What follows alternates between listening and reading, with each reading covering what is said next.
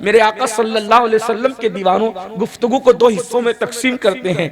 इमाम अली मकाम की फिक्र क्या थी और करबला का पैगाम क्या है, ये दोनों बातें मैं आपके सामने रखता हूँ।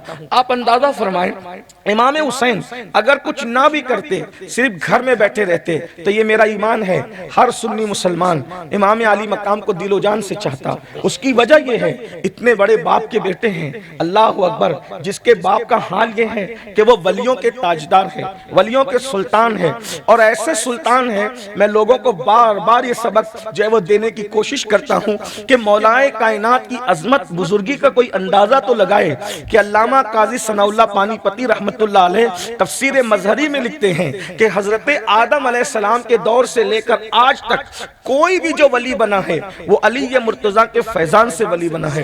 अंदाजा फरमाएं, थोड़ा अगर आप पंजतन पाक और करबला को सुनने के लिए आए हैं तो थोड़ा जहन पर जोर दीजिए। मौलाए कायनात दुनिया में आए नहीं, इसलिए एक मर्तबा भी अभी अली ने न नमाज पढ़ी है न रोजा रखा है, इसलिए कि सारी इबादतें तो दुनिया में आने के बाद होती है।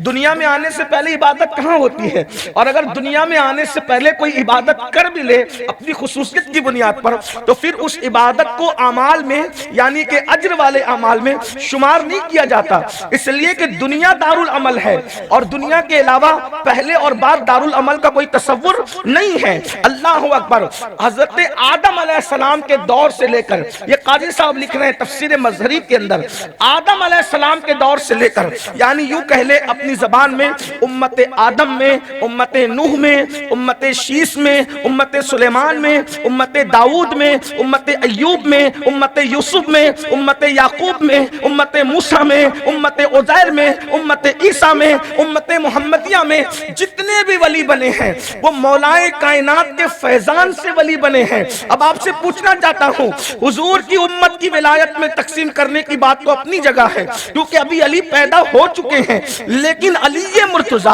अभी पैदा हुए नहीं है। आपकी पैदाइश से पहले, और आपने चूंकि अभी कोई नमाज भी नहीं पढ़ी, कोई रोजा भी नहीं रखा, कोई हज भी नहीं किया, कोई ज़कात भी नहीं दी, बल्कि रूह अभी जिस्म में आई भी नहीं, लेकिन अली कितना पावरफुल है कि दौरे आदम में भी इबादत करने वालों को, तवज्जो फरमाए, अभी अली इबादत नहीं की है और इबादत करने वालों को फैजान अली वली बना रहा है।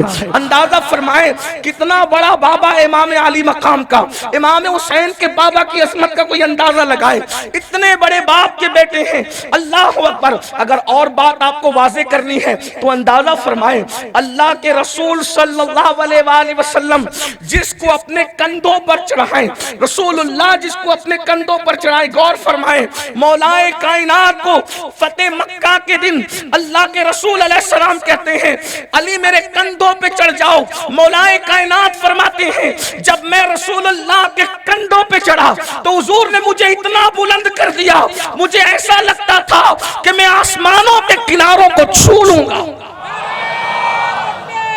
कितना बुलंद है ये खानदान, कितना बुलंद है मौलाए कायनात की शान। अगर और बयान की जाए तो अंदाजा फरमाए, कोई कहता है कि मैं फुला खतीब साहब का भाई हूँ, मैं फुला आलिम साहब का भाई हूँ, मैं फुला पीर साहब का भाई हूँ। मेरे आका ने फरमाया अली अंता अखी फी दुनिया वल आखिरा, तू दुनिया में भी मेरा भाई है और आखिरत में भी मेरा भाई है। रसूलुल्लाह जिसको भाई कहे दुनिया में भी और आखिरत में भी, वो इमाम हुसैन के बाबा हैं। क्या शान है मौला अली की। एक बात और कर ली जाए, अल्लाह अकबर, सिद्दीक अकबर रज़ी अल्लाह ताला अन्हु जिनके बारे में अहले सुन्नत का अकीदा है अफजलुल बशर बादल अंबिया बितहकीक सैयदना अबू बकर सिद्दीक रज़ी अल्लाह तबारक व तआला अन्हु, वो कैसे हैं। अल्लाह अकबर, जब भी महफिल में मौला अली मौजूद हैं तो सिद्दीक अकबर टिकटिकी बांधकर चेहरे अली को देखते हैं। पूछने वाले ने पूछा कि आप अली का चेहरा क्यों देखते हैं, तो सिद्दीक फरमाते मैंने नबी से सुना है अली को देखना इबादत है। इतने बड़े बाप का बेटा कुछ ना भी करते इमाम तो दुनिया उनकी इज्जत करती, ये कहकर के वली के बेटे करती दुनिया इज्जत, क्यों ना करती। और फिर हुजूर अलैहिस्सलाम ने तो पैदा होते ही उनके बारे में फरमाया कि ये जन्नती जवानों के सरदार, यानी नमाज पढ़ने से पहले, रोजा रखने से पहले, हज करने से पहले, ज़कात देने से पहले हुजूर ने उनको जन्नत की सरदारी अता कर दी। अभी इमाम अली मकाम ने कुछ भी नहीं किया।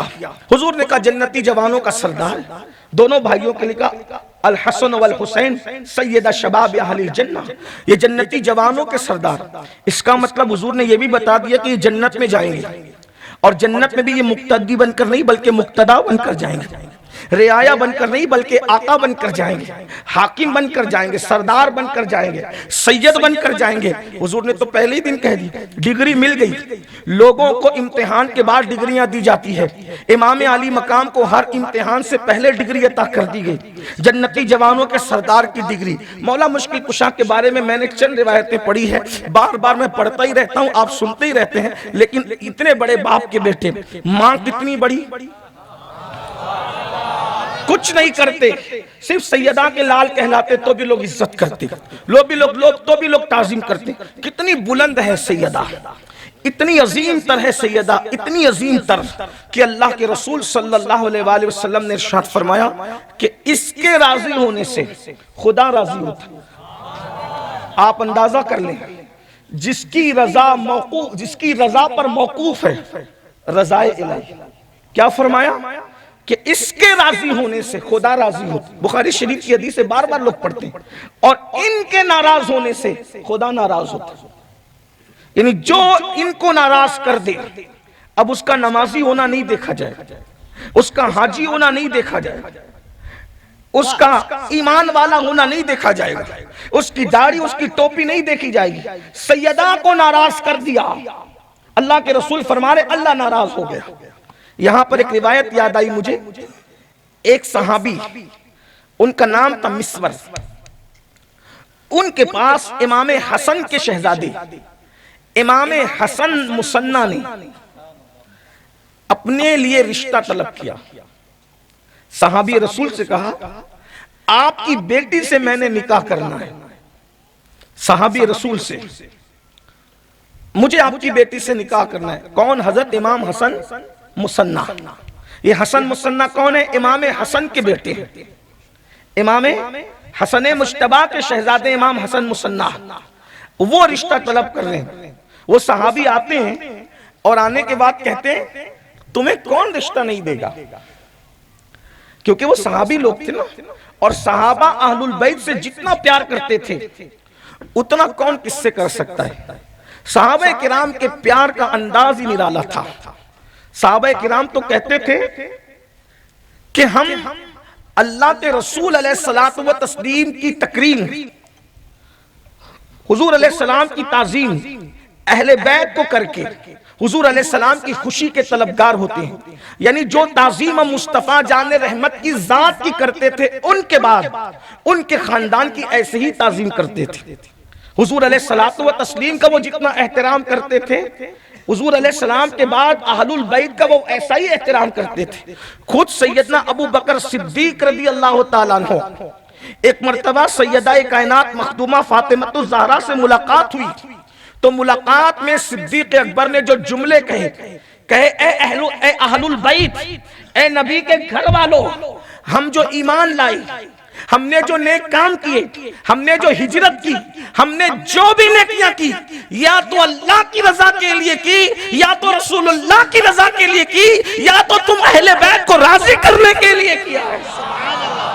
यानी हमारे नेक अमाल खुदा रसूल के बाद ये तुम्हारी रजा के लिए है। अंदाजा फरमाए, इसका मतलब ये है, ये सिद्दीक अकबर के जुमले हैं। अफजलुल बशर बादल अंबिया बित्तहकीक सैयदना सिद्दीक अकबर रज़ियल्लाहु ताला अन्हु सैयदा कायनात फातिमतुज़ ज़हरा से कह रहे हैं कि हमने जो भी नेक अमाल किए हैं, या तो खुदा को राजी करने, या तो रसूल को राजी करने, या तो ए नबी के घर वालों तुम्हें राजी करने के लिए किया। अंदाजा फरमाए, इस पर गौर करें कि सिद्दीक अकबर को प्यार कितना था। हालांकि अल्लाह रसूल की रजा काफी है, लेकिन ये मोहब्बत अहले बैत है। तो सिद्दीक अकबर कहते हमने तुम्हें, और फारूक आजम का वो जुमला भी आप खुतबा से सुनते रहते हैं कि आपने अपने बालों को पकड़ कर इमाम हुसैन को कहा कि हमारे सरों पर जो बाल भी उगे हैं, ए नबी के घर वालों, ये तुम्हारे सदके में है। यानी वो कितनी मोहब्बत करने वाले लोग थे। यहाँ बात को एक तरफ न करते हुए दूसरी तरफ भी जिक्र कर दूं, ताकि आपको पता चले कि जैसे सहाबा अहले बैत से मोहब्बत करते थे, अहले बैत भी मोहब्बत असहाब में पीछे नहीं थी। एक मर्तबा इमाम जाफर सादिक से लोगों ने पूछा, अबू बकर उमर के बारे में तुम क्या कहते हो? फरमाया उनकी मोहब्बत वाजिब है। कौन कह रहा है? इमाम जाफर सादिक, छठे इमाम अहलुल बैत के छठे इमाम इमाम जाफर सादिक। और इमाम जाफर सादिक कौन है? इमाम आजम के भी उस्ताद है। क्या फरमाया? सिद्दीक और फारूक की मोहब्बत वाजिब है, यानी लाजिम है। अहलुल बैत कह रहे हैं जिनकी मोहब्बत को अल्लाह ने कुरान में हम पे फर्ज किया है, वो जिनकी मोहब्बत हम पे फर्ज है, मोमिनों पे फर्ज है, वो कह रहे हैं सहाबा से मोहब्बत वाजिब है, सिद्दीक अकबर की मोहब्बत वाजिब है, फारूक आजम की मोहब्बत वाजिब। इसका मतलब यह है अगर कोई सिर्फ अहले बैत की मोहब्बत का नाम लेकर सहाबा को किनारे करने की कोशिश करता है तो वो किसी और के नक्शे कदम पर तो हो सकता है, वो अहले बैत के नक्शे कदम पर नहीं हो सकता। अहले बैत दावत दे रहे वाजिब है इनकी मोहब्बत, तो पूछने वाला भी थोड़ा कुछ शातिर सा रहा होगा, इसलिए कि लोग बदमाश तो हर जमाने में रहे हैं। उसने क्या कहा? शायद ये बात आप तकैये के तौर पे कह रहे हैं। तकैया किसको कहते हैं? यानी जबान पे कुछ और हो और दिल में कुछ और हो। तो इमाम जाफर सादिक को उसने कहा ये आप तकैये के तौर पे कह रहे हैं, क्योंकि हालात अगर अच्छे ना हो तो आदमी जबान से कुछ कहे दिल में कुछ रखे। ये दूसरे मसलक वालों के नजदीक ईमान है, लेकिन मोमिनों के नजदीक और अहले सुन्नत के नजदीक इसको हम मुनाफिकत कहते हैं। जहां जबान और दिल अलग अलग हो उसको मुनाफिकत कहते हैं। हालांकि राफजियों के यहाँ तकैयाबाजी ईमान के हिस्सों में से हिस्सा है, लेकिन हमें रवाफिज से क्या ताल्लुक, मैं उनकी क्या बात करूं। इमाम जाफर सादिक से किसी ने कहा सिद्दीक और फारूक की मोहब्बत को आप वाजिब कह रहे हैं, ये तकैया तो नहीं कर रहे हैं आप कि जबान से कुछ और कह रहे हैं दिल में कुछ और है। तो इमाम जाफर सादिक को साइल ने इतना मजबूर कर दिया, अब इमाम जाफर सादिक का दुख, उनका दर्द उनके सीने से निकलता है और अल्फाज तरतीब पाते हैं। यानी सादात को भी लोग कितना सताए कि अल्लाह अकबर, लोगों ने उनकी बात पर एतमाद नहीं किया। ये बात सुनकर भी अल्लाह अकबर, जब सैयदना इमाम जाफर सादिक ने कहा कि सिद्दीक और फारूक की मोहब्बत वाजिब है, तो कहने लगे ये तकैये के तौर पे तो नहीं कह रहे हैं। तब इमाम जाफर सादिक ने पूरे दुख और दर्द के साथ अपनी दर्द भरी बातों को अल्फाज का जामा पहनाकर फरमाया, कहा वल्लाह अगर मेरे दिल में उनकी मोहब्बत न हो तो कयामत के दिन मुझे रसूलुल्लाह की शफाअत नसीब न हो। ये इमाम जाफर सादिक फरमा रहे हैं कि अगर सिद्दीक और फारूक, ये रिवायत जो मैं पढ़ा इमाम इब्ने हजर मक्की लिख रहे, मुफ्ती आजम मक्का लिख रहे हैं कि इमाम जाफर सादिक ने फरमाया कि अगर सिद्दीक और फारूक की मोहब्बत हमारे सीने में ना हो तो हमें रसूलुल्लाह की शफाअत नसीब न हो। और फिर इमाम जाफर सादिक कहते हैं, फरमाते वल्लाह जैसे मैं अली की शफाअत का तलबगार हूं, जैसे मैं तमन्ना करता हूं कि मेरे दादा अली की शफाअत मुझे मिल जाए, वैसे मैं ये भी तमन्ना करता हूं कि मेरे नाना सिद्दीक अकबर की शफाअत भी मुझे नसीब हो जाए। अल्लाह। इमाम जाफर सादिक सिद्दीक अकबर को कयामत के दिन शफी मानते हैं, कहते हैं कि मैं उनकी शफाअत करूं, मौला अली भी शफाअत करेंगे और सिद्दीक अकबर भी शफाअत। ये किसका अकीदा इमाम जाफर सादिक का? उसकी वजह अब इमाम जाफर सादिक आगे बयान करते हैं, कहते हैं अली से तो मैं एक बार पैदा हुआ हूं, तवज्जो करें, कहते हैं मौला अली से मैं एक बार पैदा हुआ हूं और अबू बकर से मैं 2 मरतबा पैदा हुआ। अब ये आपको थोड़ा सा मुश्किल लगेगा, इधर से एक बार पैदा हुए उधर से 2 मरतबा कैसे? तो बात यह है मौला अली के शहजादे इमाम हुसैन, इमाम हुसैन के शहजादे इमाम ज़ैनुल आबिदीन, बोलते जाएं अगर याद हो तो। मेरे भाई जब गौस पाक का नाम लेने से मुसीबतें टलती है तो ये तो गौस पाक के भी गौस पाक लोग हैं। इतनी बारिश के बाद भी अगर आप अपना आराम छोड़कर आए तो फिर अहले बैत की मोहब्बत में कुछ बोलिए तो सही ना। इमाम मौला अली के शहजादे इमाम हुसैन, इमाम हुसैन के शहजादे इमाम ज़ैनुल आबिदीन, इमाम ज़ैनुल आबिदीन के शहजादे इमाम मोहम्मद बाकर और इमाम मोहम्मद बाकिर के शहजादे इमाम जाफर, ये उनका शजरे नसब है। और कहते हैं मैं मौला अली से एक बार पैदा हुआ, इनसे इनसे इनसे इनसे। अब सिद्दीक अकबर से 2 बार कैसे पैदा हुआ? कहते हैं तो फरमाते हैं, पहले मैं उसका एक बैकग्राउंड बताऊं। देखिए जब ईरान फतह हुआ तो फतह ईरान के बाद 3 लड़कियां ईरान की शहजादियां कनीज बनाकर मस्जिद नबवी में लाई गई, क्योंकि वो फतह हो चुका था। वो लड़कियां औरतें छोड़ के भाग गए थे ईरानी लोग, तो वो कैदी बनाकर लड़कियां लाई गई। तो फारूक आजम ने देखा वो सब बहुत खूबसूरत थी और सोने में लदी हुई थी। फरमाया कौन है ये? तो कहने लगे ये ईरान की शहजादियां हैं। फरमाया इनको बेच दो। मौलाए कायनात मौजूद थे अमीरुल मोमिनीन ऐसा नहीं करे, इसलिए कि इस्लाम ये कहता है कि अगर कोई दुनिया के एतबार से इज्जतदार खानदान हो तो उसको इस्लाम भी इज्जत देता है, मनसब के एतबार से। अगरचे वो मोमिन नहीं थे लेकिन बादशाह लोग थे ना, दुनियावी इज्जत थी ना, तो हम उनको रुस्वा करने की बजाय उनकी इज्जत रख लेते हैं। ये तीनों शहजादियां आप मुझे बेच दें, मैं खरीद लेता हूं। तो फारूक आजम ने जब देखा कि मौला अली दिलचस्पी ले रहे, हालांकि उनको दुनिया में दिलचस्पी नहीं थी, कनीजों में गुलामों में कोई दिलचस्पी नहीं थी, तो सोचा कि जब मौला अली दिलचस्पी ले तो कहा आप करेंगे क्या खरीद के? तो कहा मैं इनको खरीद के आजाद कर दूंगा क्योंकि शहजादियां हैं। फिर क्या करेंगे? तो कहा एक को, चूंकि ये दुनियावी इज्जतदार घराने की है तो इनकी इज्जत में दीन में यूं रखूंगा कि एक को आपकी बहू बना दूंगा, एक को अबू बकर सिद्दीक की बहू बना दूंगा और एक को अपनी बहू बना लूंगा। इस तरह तीनों शहजादियां तीनों बड़े घराने की बहू बन जाएगी। वो फारूक आजम को बात पसंद आई और आपने उस पर रजामंदी का इजहार किया। तो एक बेटी शहजादी अब्दुल्ला इब्ने उमर के निकाह में चली गई। उनसे जो बेटा पैदा हुआ उसका नाम सालिम था। एक बेटी हजरत सैयदना मोहम्मद इब्ने अबू बकर के निकाह में गई, यानी सिद्दीक अकबर की बहू बनी, और उससे जो बेटा पैदा हुआ उनका नाम कासिम रखा गया। और इमाम हुसैन के निकाह में जो आई मौला अली की बहू बनी, उनसे जो शहजादे पैदा हुए उनका नाम अली इब्ने हुसैन यानी इमाम ज़ैनुल आबिदीन रखा गया। यानी अब्दुल्ला इब्ने उमर, मोहम्मद इब्ने अबू बकर और इमाम हुसैन, ये तीनों एक दूसरे के हम जुल्फ होते हैं। हम जुल्फ थोड़ा मुश्किल हो गया, हम जुल्फ मतलब साड़ू होते हैं। आपके गुजरात में क्या कहते हैं साड़ू को? साड़ू ही कहते हैं। तो ये तीनों एक दूसरे के साड़ू हैं। और सालिम और कासिम और इमाम ज़ैनुल आबिदीन ये तीनों खालाजाद भाई हैं। बात समझ में आ गई? इतनी बात समझ में आएगी। अब आगे सुनिए। कासिम की शादी मोहम्मद बिन अबू बकर के बेटे कासिम, उनकी शादी उनके चचा की बेटी अब्दुर्रहमान इब्ने अबू बकर, ये कासिम के चचा हैं। ये कासिम के, मुश्किल होगा तो चुप रह जाना, समझ में आऊंगा कि रिश्ते समझ में नहीं आ रहे। आजकल के नौजवान लड़कों को खुद खानदान के रिश्ते नहीं पता, ये इधर रिसालत के रिश्ते में बयान कर रहा हूं, लेकिन करबला इसी को कहते हैं। अहले सुन्नत इसी तरह बयान करते ताकि दोनों तरफ आपके अकीदे सलामत रहें। इसलिए कि कुछ लोग सहाबा किराम का नाम लेकर अहले बैत को छोड़ चुके, कुछ लोग अहलुल बैत का नाम लेकर सहाबा को छोड़ चुके। ये अहले सुन्नत है, 1450 साल से सहाबा को भी मानते हैं और अहलुल बैत को भी मानते हैं। अल्लाह अकबर। तो बात समझ में आई। मोहम्मद बिन अबू बकर के बेटे का नाम क्या? सुन ले, क्या नाम है उनका? नाम बोलना पड़ेगा ताकि नाम याद रहे आपको। क्या नाम है? हजरत मोहम्मद बिन अबू बकर के बेटे का नाम क्या है? कासिम। यानी कासिम पोते हैं सिद्दीक अकबर के।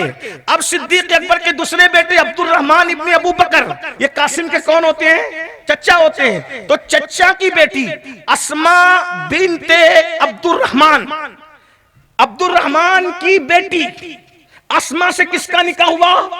हजरत कासिम का।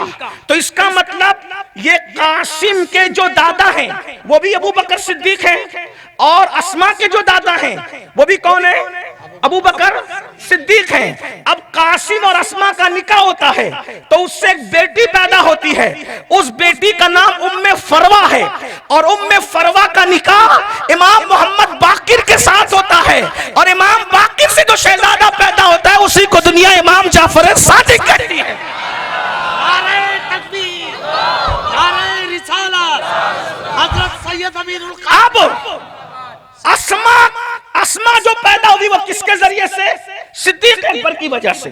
और कासिम जो पैदा हुई किसकी वजह से? सिद्दीक अकबर। तो इमाम जाफर सादिक यही कहते हैं, अली ने तो मुझे एक बार पैदा किया है, मगर अबू बकर सिद्दीक ने मुझे 2-2 मर्तबा जन्म दिया है, इसलिए मैं मौला अली का पोता हूं तो अबू बकर सिद्दीक का नवासा हूं। तो लोगों को कहते थे, लोगों क्या कोई अपने नाना को भी गाली देता है? कोई अपने नाना को भी कहा अबू बकर मेरे नाना है, और दो दो निस्बतों से नाना है, इसलिए कि मेरी माँ नजीबुत तरफ़ैन सिद्दीकी है। मतलब क्या, उम्मे फरवा का सिलसिला नसब माँ की तरफ से भी सिद्दीक अकबर पे जाता है और बाबा की तरफ से भी सिद्दीक अकबर पे जाता है। तो ये है इमाम जाफर सादिक रदी अल्लाह ताला अन्हु। फरमाते हैं मैं जैसे अली मुर्तज़ा की शफाअत का तलबगार हूँ, वैसे ही अबू बकर सिद्दीक की शफाअत का भी तलबगार हूँ। अब आप मुझे बताएं, इमाम जाफर सादिक जिसकी शफाअत की बात करें, अगर आज के छोकरे उस सिद्दीक अकबर को गाली दे तो क्या वो इमाम जाफर सादिक को खुश कर सकेंगे? दूसरों में और हम में यही फर्क है। कुछ कहते हैं अरे उन्होंने तो ऐसा किया था वैसा किया था। मैंने कहा होश के नाखून ले, तेरी माँ अगर किसी से नाराज हो तो तू उसकी बेटी को अपने निकाह में नहीं लाता। इमाम मोहम्मद बाकिर ने सिद्दीक अकबर को अपना समधी कैसे बना लिया था? अगर उनके घर में कोई ऐसा इख्तिलाफ होता, कोई दूरियां होती, इमाम बाकिर तो सिद्दीक अकबर को अपना समधी बनाए और तू उनके मुंह उनका नाम आने पर मुंह चिढ़ाए, तो तुझे ज्यादा अहले बैत की मोहब्बत है या इमाम मोहम्मद बाकिर ज्यादा रसूलुल्लाह सल्लल्लाहु अलैहि वसल्लम से और मौला अली और सैयदा से मोहब्बत रखते थे? इसलिए करबला का पैगाम ये भी है, ये सहाबा किराम और अहले बैत में जो दरारें बयान करते हैं वो मुनाफिक है, वो झूठे हैं, वो कज़्ज़ाब हैं। सहाबा और अहले बैत में कोई इख्तिलाफ नहीं था, वो एक दूसरे से प्यार करते थे, मोहब्बत करते थे। तो बात दूर निकल गई। अर्ज क्या कर रहा था, हजरत सैयदना इमाम हसन मुसन्ना ने हजरत मिस्वर सहाबी रदी अल्लाह ताला अन्हु से कहा कि मैं आपकी बेटी से निकाह करना चाहता हूँ, आपकी शहजादी से निकाह करना चाहता हूँ। उन्होंने क्या कहा, ए अहले बैत, ए खानदान रसूल, तुम्हें कौन दामाद नहीं बनाएगा, कौन अपनी बेटी नहीं देगा? और इमाम हसन मुसन्ना थे बड़े खूबसूरत, अपने वालिद की तरह खूबसूरत थे, इमाम हसन की तरह खूबसूरत थे। खूबसूरत भी हो, इल्म भी है, अमल भी है, तकवा भी है, माल भी है, कौन आपको बेटी नहीं देगा? लेकिन मैं बेटी नहीं दूंगा। साहबी रसूल कहते हैं मैं नहीं दूंगा बेटी आपको। क्यों नहीं देंगे आप?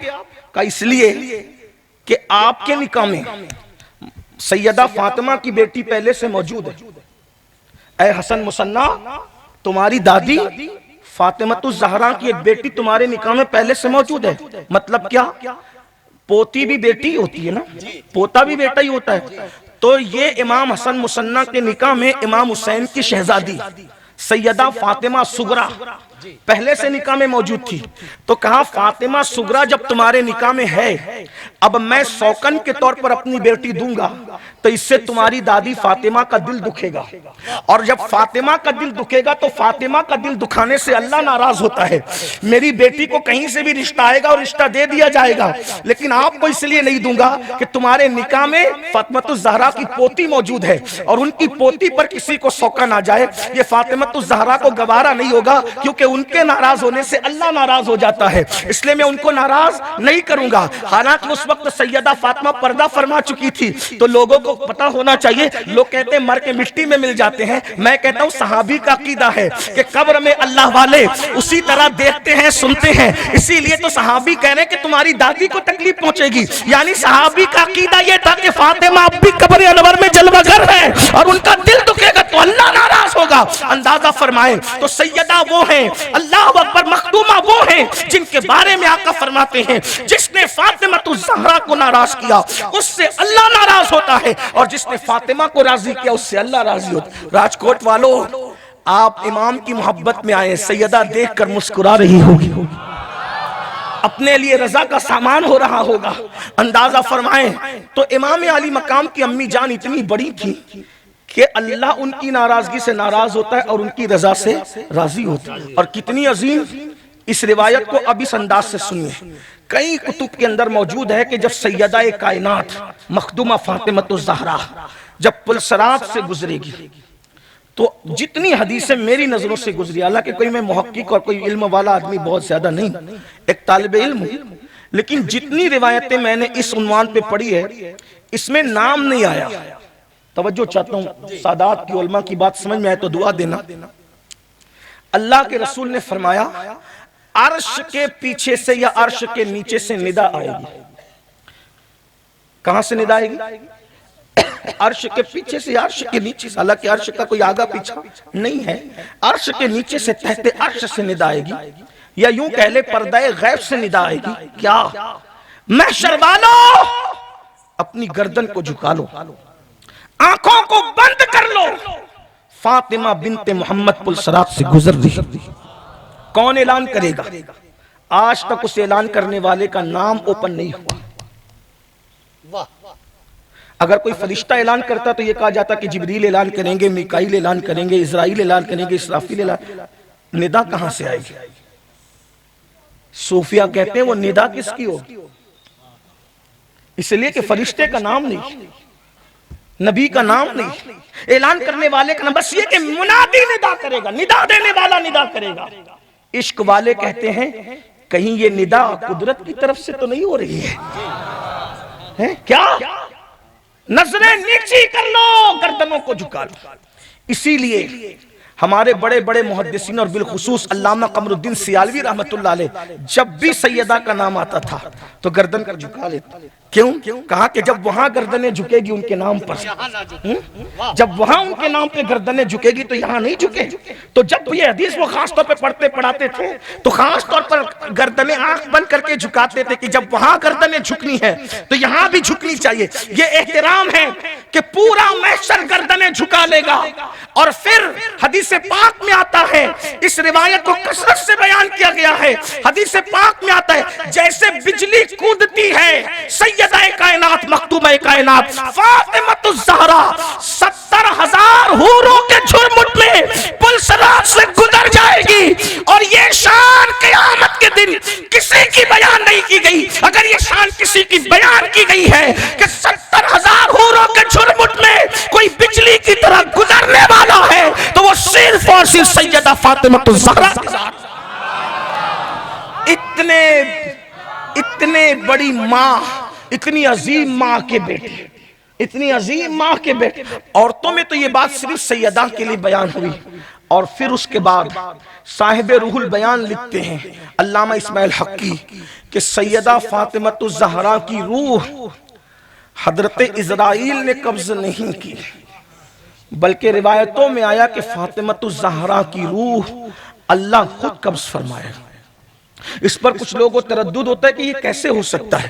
तो इब्ने माजा की हदीस पेश की गई है, समंदरों में जो शहीद होते हैं, समुंदरों में उन शहीदों की रूह भी अल्लाह कब्ज़ फरमाता है। इब्ने माजा की हदीस है। तो जब शहीदों की रूह जो समुंदर में शहीद हों, जब उनकी रूह अल्लाह कब्ज़ फरमाता है तो अगर सैयदा की रूह को अल्लाह कब्ज़ फरमाए तो लोगों को तरद्दुद क्या है। ये शान है सैयदा की। अल्लामा इस्माइल हक्की ने जो बैरूत से छपी है उसके अरबी नुस्खे के अंदर ये रिवायत बयान की गई है और उसके हवाले से कई लोगों ने इतनी बड़ी माँ के बेटे, उनकी अम्मी रसूलुल्लाह की शहजादी, उनके बाबा रसूलुल्लाह के भाई, इतने बड़े बाप के बेटे कुछ ना भी करते क्या होता?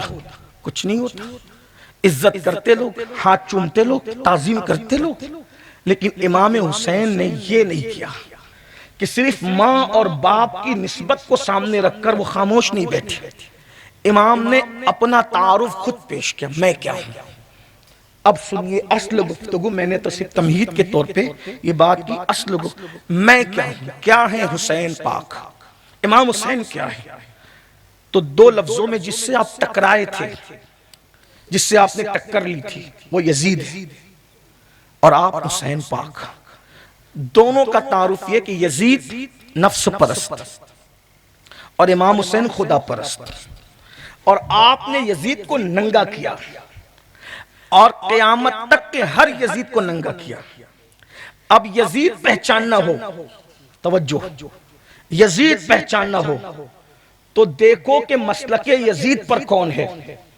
तो आसान अंदाज में पहचान लो, टोपी, दाढ़ी, कुर्ता पाजामा कुछ देखने की जरूरत नहीं है। सिर्फ इतना देखो कि कौन नफ्स परस्त है। जो नफ्स परस्त है वो मसलके यजीद पर है और जो खुदा परस्त है वो मसलके इमाम हुसैन पर। अब आगे बढ़कर अगर गुजरात वाले मेरी जान बख्शी कर दें, ना भी करें तो मुझे परवाह नहीं, आगे बढ़ के कुछ हक बात भी कह दूं, बिठाए हक कहने के लिए। पूरी जिंदगी इमाम के नाम पे खिचड़ा बनाता रहा, पूरी जिंदगी इमाम हुसैन के नाम पे शरबत भी पिलाता रहा, या हुसैन हक हुसैन का नारा भी लगाता रहा, लेकिन है नफ्स परस्त, है नफ्स परस्त। तो सिर्फ शरबत, खिचड़ा और नारा उसको कभी हुसैनी नहीं बना सकता। वजह इसलिए कि मेरे और आप खिचड़े की मना नहीं कर रहा हूं, शरबत का मना नहीं कर रहा हूं, जितना पिला सकते हो पिलाओ। मैं तो बार बार लोगों को कहता हूं, जब कुत्ते को पानी पिलाने पे जन्नत मिल सकती है, कुत्ते को पानी पिलाने पे जन्नत मिल सकती है, अगर नाम हुसैन पे कोई शरबत पिलाए तो अल्लाह उसे जन्नत क्यों ना अता फरमाए। सबीले ये जो नौजवान लगाते मुझे खुशी है, लेकिन थोड़ा करबला समझो, करबला का पैगाम समझो। ये यहां अपने आप को धोखा मत दो, हम धोखे में हैं। मेरी बहनों की भी तवज्जो चाहता हूं। यजीद नफ्स परस्त, हुसैन पाक खुदा परस्त। तो मसलके हुसैन पर कौन है, ये मैं और आप तय नहीं करेंगे, ये इमाम हुसैन तय करेंगे। पूरी जिंदगी अपने आप को हुसैनी समझता रहा और नफ्स परस्ती करता रहा, तो क़यामत के दिन उठेगा मेरे भाई तू यजीद के साथ। मुझे माफ करना, और अगर गलत लगे तो आप, मैं यही मुराद भर, आप मुझसे बात कर सकते, मैं आपसे बात करने के लिए तैयार हूं। अगर आप नफ्स परस्त हैं तो आप हैं हुसैनी के रूप में यजीदियत के किरदार को जिंदा करने वाले। अब वो नफ्स परस्ती क्या है और खुदा परस्ती क्या है उसको समझें। कुरान कहता है क़द अफ़लह मन तज़क्का वज़करा इस्म रब्बिही फ़सल्ला बल तुसिरून हयात दुनिया वल आखिरतु खैरुन व अबक़ा इन्न हाज़ा लफ़ी सुहुफ़िल ऊला सुहुफ़ि इब्राहीम व मूसा। अल्लाह फरमाता है खुदा परस्तों की शान, खुदा परस्तों की शान अल्लाह बयान फरमाता है, कामयाब हो गए यही खुदा परस्त लोग, कामयाब हो गए। उनकी पहचान है जिन्होंने अपने दिल को गुनाह की मोहब्बत से पाक किया, अल्लाह का जिक्र किया, नमाज को कायम किया, और फिर अल्लाह अकबर वो नमाजी बन गए। ये कौन लोग हैं? ये खुदा परस्तों की निशानी है। और फिर फरमाया दुनिया खत्म होने वाली है, आखिरत बाकी रहने वाली है, दुनिया को सिबात नहीं है, आखिरत हमेशा रहने वाली है। देखो अब पहले इमाम हुसैन का किरदार पढ़ने से पहले कि वो किस तरह खुदा परस्त थे, जरा यजीद जो नफ्स परस्त था उसका किरदार पढ़ लूं। बड़ी माजरत के साथ खूगरे हमद से थोड़ा सा गिला भी सुन ले। मुझे मालूम है मेरी कौम मेरी बात का बुरा नहीं मानती, इसीलिए मैं खुल करके बात कहता हूं, और जो बुरा मानते हैं मुझे उनकी कोई परवाह भी नहीं है, इसलिए कि मैंने भी एक दिन मरना है, अल्लाह की बारगाह में हाजिर होना है। अगर मैं भी नफ्स परस्ती करूं तो फिर मेरा भी हश्र क्या होगा, इसलिए मैंने खुदा परस्ती की नीयत से कुछ पर्दे हटाना है, हिजाबात हटाना है। यजीद नफ्स परस्त था, इसलिए वो बंदरों का नाच देखता था। नफ्स परस्ती की बुनियाद पर यजीद बांसुरी सुनता था, यानी म्यूजिक का, मौसीकी का दिल दादा था। यजीद वो था, बहनों से माफी चाहते हुए खुलकर बात करना चाहता हूं, हर दिन उसके बिस्तर पर कोई नई लड़की होती थी, यानी वो जानी भी था, वो शराबी भी था, वो मौसीकी भी, और वो लड़कों के साथ बदफेली भी किया करता था। नफ्स परस्त था यजीद, नमाजें उसकी छूटती थी। इतना मोटा और भद्दा था वो, सूअर की तरह उसके जिस्म पे बाल थे, बहुत बड़े बड़े सूअर की तरह बाल थे, इंतहाई मोटा भद्दा, नमाज को तर्क करता। सफर हज में भी उसने शराब को नहीं छोड़ा, सफर हज में भी उसने शराब पिया है।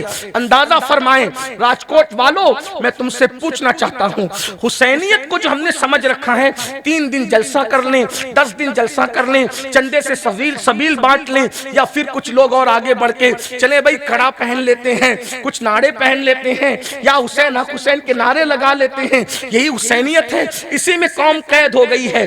अब मुझे बताएं यजीद के किरदार में और अपने किरदार में फर्क क्या है? वहां नमाजें छूट रही थी नफ्स परस्ती की बुनियाद पर। कितने लोग हैं जो नमाजों की पाबंदी करते हैं? ये हमारा दुखड़ा है। लोग कहते हैं आज आकर आप नमाज की बात करते हैं। मैंने कहा नमाज को हकीर जानने वालों, ये कुफ्र है, कुफ्र।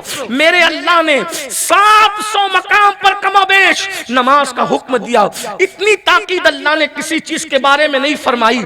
आज हम आशूर के दिन भी नमाज छोड़ रहे हैं, 9वीं मुहर्रम कभी नमाज छोड़ने, 10वीं मुहर्रम कभी नमाज छोड़ने। तिलावत से हमारा ताल्लुक क्या है? नफ्स परस्ती करने वालों, यजीद के साथ उठने के लिए तैयार रहो। जुमले तल्ख लगे तो माफ करना। अल्लाह अकबर। 80% लड़कों का हाल ये है कि कोई लड़की उनके सामने से गुजर जाए तो निगाह पापी अपने कंट्रोल में नहीं रहती। हम पाप की निगाहों से देखते हैं लड़कियों को। ये नफ्स परस्ती नहीं है तो और क्या है। लोग कहते हैं यजीद मर गया। मैंने कहा यजीद मर गया है मगर यजीदियत आज भी जिंदा है। अगर आज कोई मुसलमान कहलाने वाला किसी लड़की को पाप की नजर से देख रहा है तो वो दर पर्दा किरदार यजीद को जिंदा कर रहा है। मुझे हैरत है, नामे यजीद से नफरत है, किरदार यजीद से नफरत कब करोगे। और एक बात मैं तुम्हें कह दूं, नामे यजीद से नफरत करना ये कोई खास बात नहीं है। इमाम हुसैन को सिर्फ नामे यजीद से नफरत नहीं थी, इमाम हुसैन को यजीद के नाम से ज्यादा किरदार यजीद से नफरत थी। और हमने तो पूरी हुसैनियत को बदलने की कोशिश की है। यजीद का किरदार रोजाना जिंदा हो रहा है, दुनिया थू थू कर रही है। इकबाल ने एक सदी पहले कहा था तुम तमद्दुन में नसारा। अल्लाह अकबर। इकबाल ने कहा था और बहुत दुख के साथ कहा था अल्लाह अकबर के कहा कि तुम तमद्दुन में नसारा तो किरदार में यहूद। ये मुसलमान हुनूद, ये मुसलमान जिसे देख के शर्माए यहूद, किरदार देखो यहूदियों की तरह नसरानियों की तरह। कितने मुसलमान हैं जो फजर की अजान में बिस्तर छोड़कर मस्जिद को जाते हैं। कितने मुसलमान हैं जो किरदार छोड़ बिस्तर छोड़कर अल्लाह अकबर मस्जिद को जाते हैं। मुझे बताओ नमाज बचाने, तवज्जो करना, अपनी नमाज बचाने के लिए 10 मिनट की नींद छोड़कर बिस्तर छोड़कर तुम मस्जिद नहीं जाते ना। यही हुसैनी हो। मेरे मौला हुसैन को भी तकलीफ होती होगी, हम अपने आप को जब हुसैनी कहते होंगे तो 10 मिनट की नींद में की कुर्बानी के लिए बिस्तर छोड़ के हम अपनी नमाज बचाने के लिए मस्जिद तक नहीं जाते। हुसैन पाक वो है जो कायनात की नमाज बचाने के लिए मदीना छोड़, हमसे बिस्तर नहीं छूटना है। ये हुसैनी है आजकल के, हमसे बिस्तर नहीं छूट रहे अपनी नमाज को बचाने के लिए। और मेरे मौला पूरी कायनात की नमाज को बचाने के लिए मदीना छोड़े। मदीना छोड़ना किसको कहते हैं? अरे जाओ पूछो उन आशिकों से पूछो जो सिर्फ 8 दिन के लिए मदीनतुर रसूल जाते हैं। जब उनके सामान बनते हैं तो वो हाथ उठा के दुआ करते हैं, सामान की गठरी कंधे पे आने से पहले पहले मुझे मौत दे दे। हर जगह लोग जीना चाहते हैं, मदीना मुनव्वरा वो है जहां लोग मरना चाहते हैं। इमाम अहले सुन्नत के छोटे भाई उस्ताद ज़मन ने कहा था मर के जीते हैं जो जाते हैं मदीने को हसन। मर के जीते हैं जो जाते हैं मदीने को हसन, और जी के मरते हैं जो आते हैं मदीना छोड़कर। 8 दिन मदीने मुनव्वरा में रह लो तो वहां से आने को दिल नहीं चाहता। बेशुमार मर्तबा कई उलमा ने मुझसे कहा सैयद दुआ कर दे कि यहाँ से जहाज उड़ने से पहले पहले हम मदीने में मर जाएं। मैंने कंधों को थपथपा के कहा यहाँ से इस नीयत से जाओ कि दीन का काम करना है, इस नीयत से मदीने से निकलना भी ये इमाम हुसैन की सुन्नत है। जाओ सुन्नती हुसैनी पे अमल करो।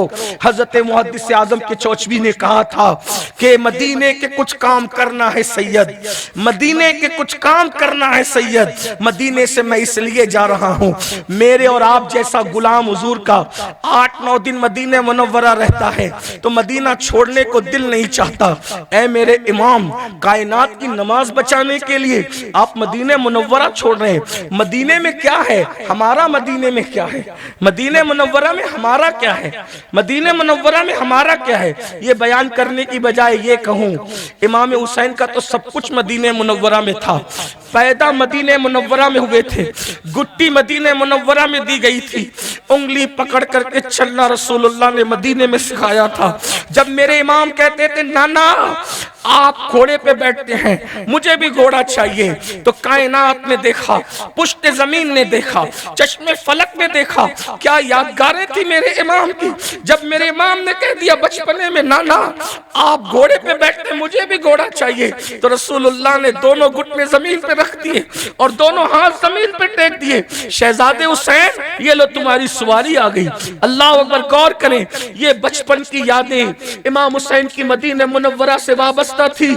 सुन्नियों जरा गौर तो करो, अल्लाह अकबर। फिर उसके बाद जब नाना की पीठ पे बैठ गए, बड़ी सादगी से कहा, नाना आपकी सवारी की तो लगाम भी होती है। मेरे आका ने जुल्फे दोनों तरफ की उठाकर मौला हुसैन के दोनों हाथों में दे दी। ये हुसैन जुल्फे पकड़ो और ये तुम्हारी सवारी की लगाम आ गई।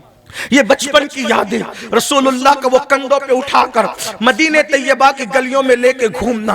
अल्लाह अकबर। साहबा कहते हैं अल्लाह के रसूल इमाम हुसैन को गोद में लेकर जबान बाहर निकालते थे, जबान, और हुजूर की सुर्ख जबान देखकर इमाम खुश होते थे। अल्लाह अकबर। कभी उनको चूसते, उनकी जबान हुजूर चूसते, उनके होठों को चूसते और अपनी जबान कभी उनको चुसवा देते। ये बचपने की यादें किसकी वाबस्ता थी? इमाम हुसैन की वाबस्ता थी। नाना ने चलाया, नाना ने खिलाया। नाना का मजार मदीने मुनव्वरा में, अम्मी का मजार मदीने मुनव्वरा में, बड़े भैया का मजार मदीने मुनव्वरा में, नानियों का मजार मदीने मुनव्वरा में, मामू का मजार मदीने मुनव्वरा। सब कुछ तो उनका वही था, वतन वही था। लेकिन इमाम बता रहे हैं अगर एक तरफ दीन बचाना हो और एक तरफ मदीने मुनव्वरा में रहना हो तो मैं मदीने में नहीं रहूंगा, मैं मदीना छोड़कर निकलूंगा ताकि मेरे गुलामों को पता चल जाए। अरे लोगों, तुम क्या समझते हो खुदा परस्तों की शान क्या है? उन्होंने कायनात की इबादत बचाने के लिए मदीना छोड़ा। ओ नफ्स परस्तों, आज हमसे 10 मिनट की फजर में नींद कुर्बान नहीं होती।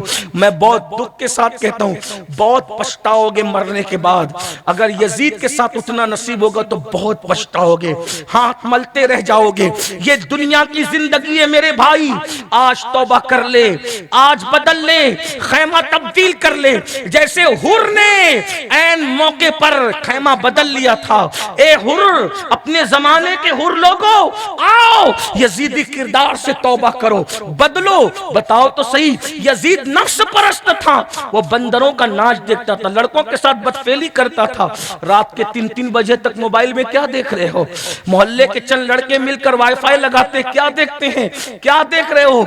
इमाम हुसैन का किरदार कितना बेदाग था बताएं। इमाम अली मकाम ने करबला में बार बार यजीदियों को 3 मरतबा कहा था, मैंने झूठ बोला हो तो बताओ, मैंने किसी का माल खाया हो तो बताओ, मैंने किसी को कत्ल किया हो तो बताओ, मैंने खिलाफ शरा काम किया हो तो बताओ।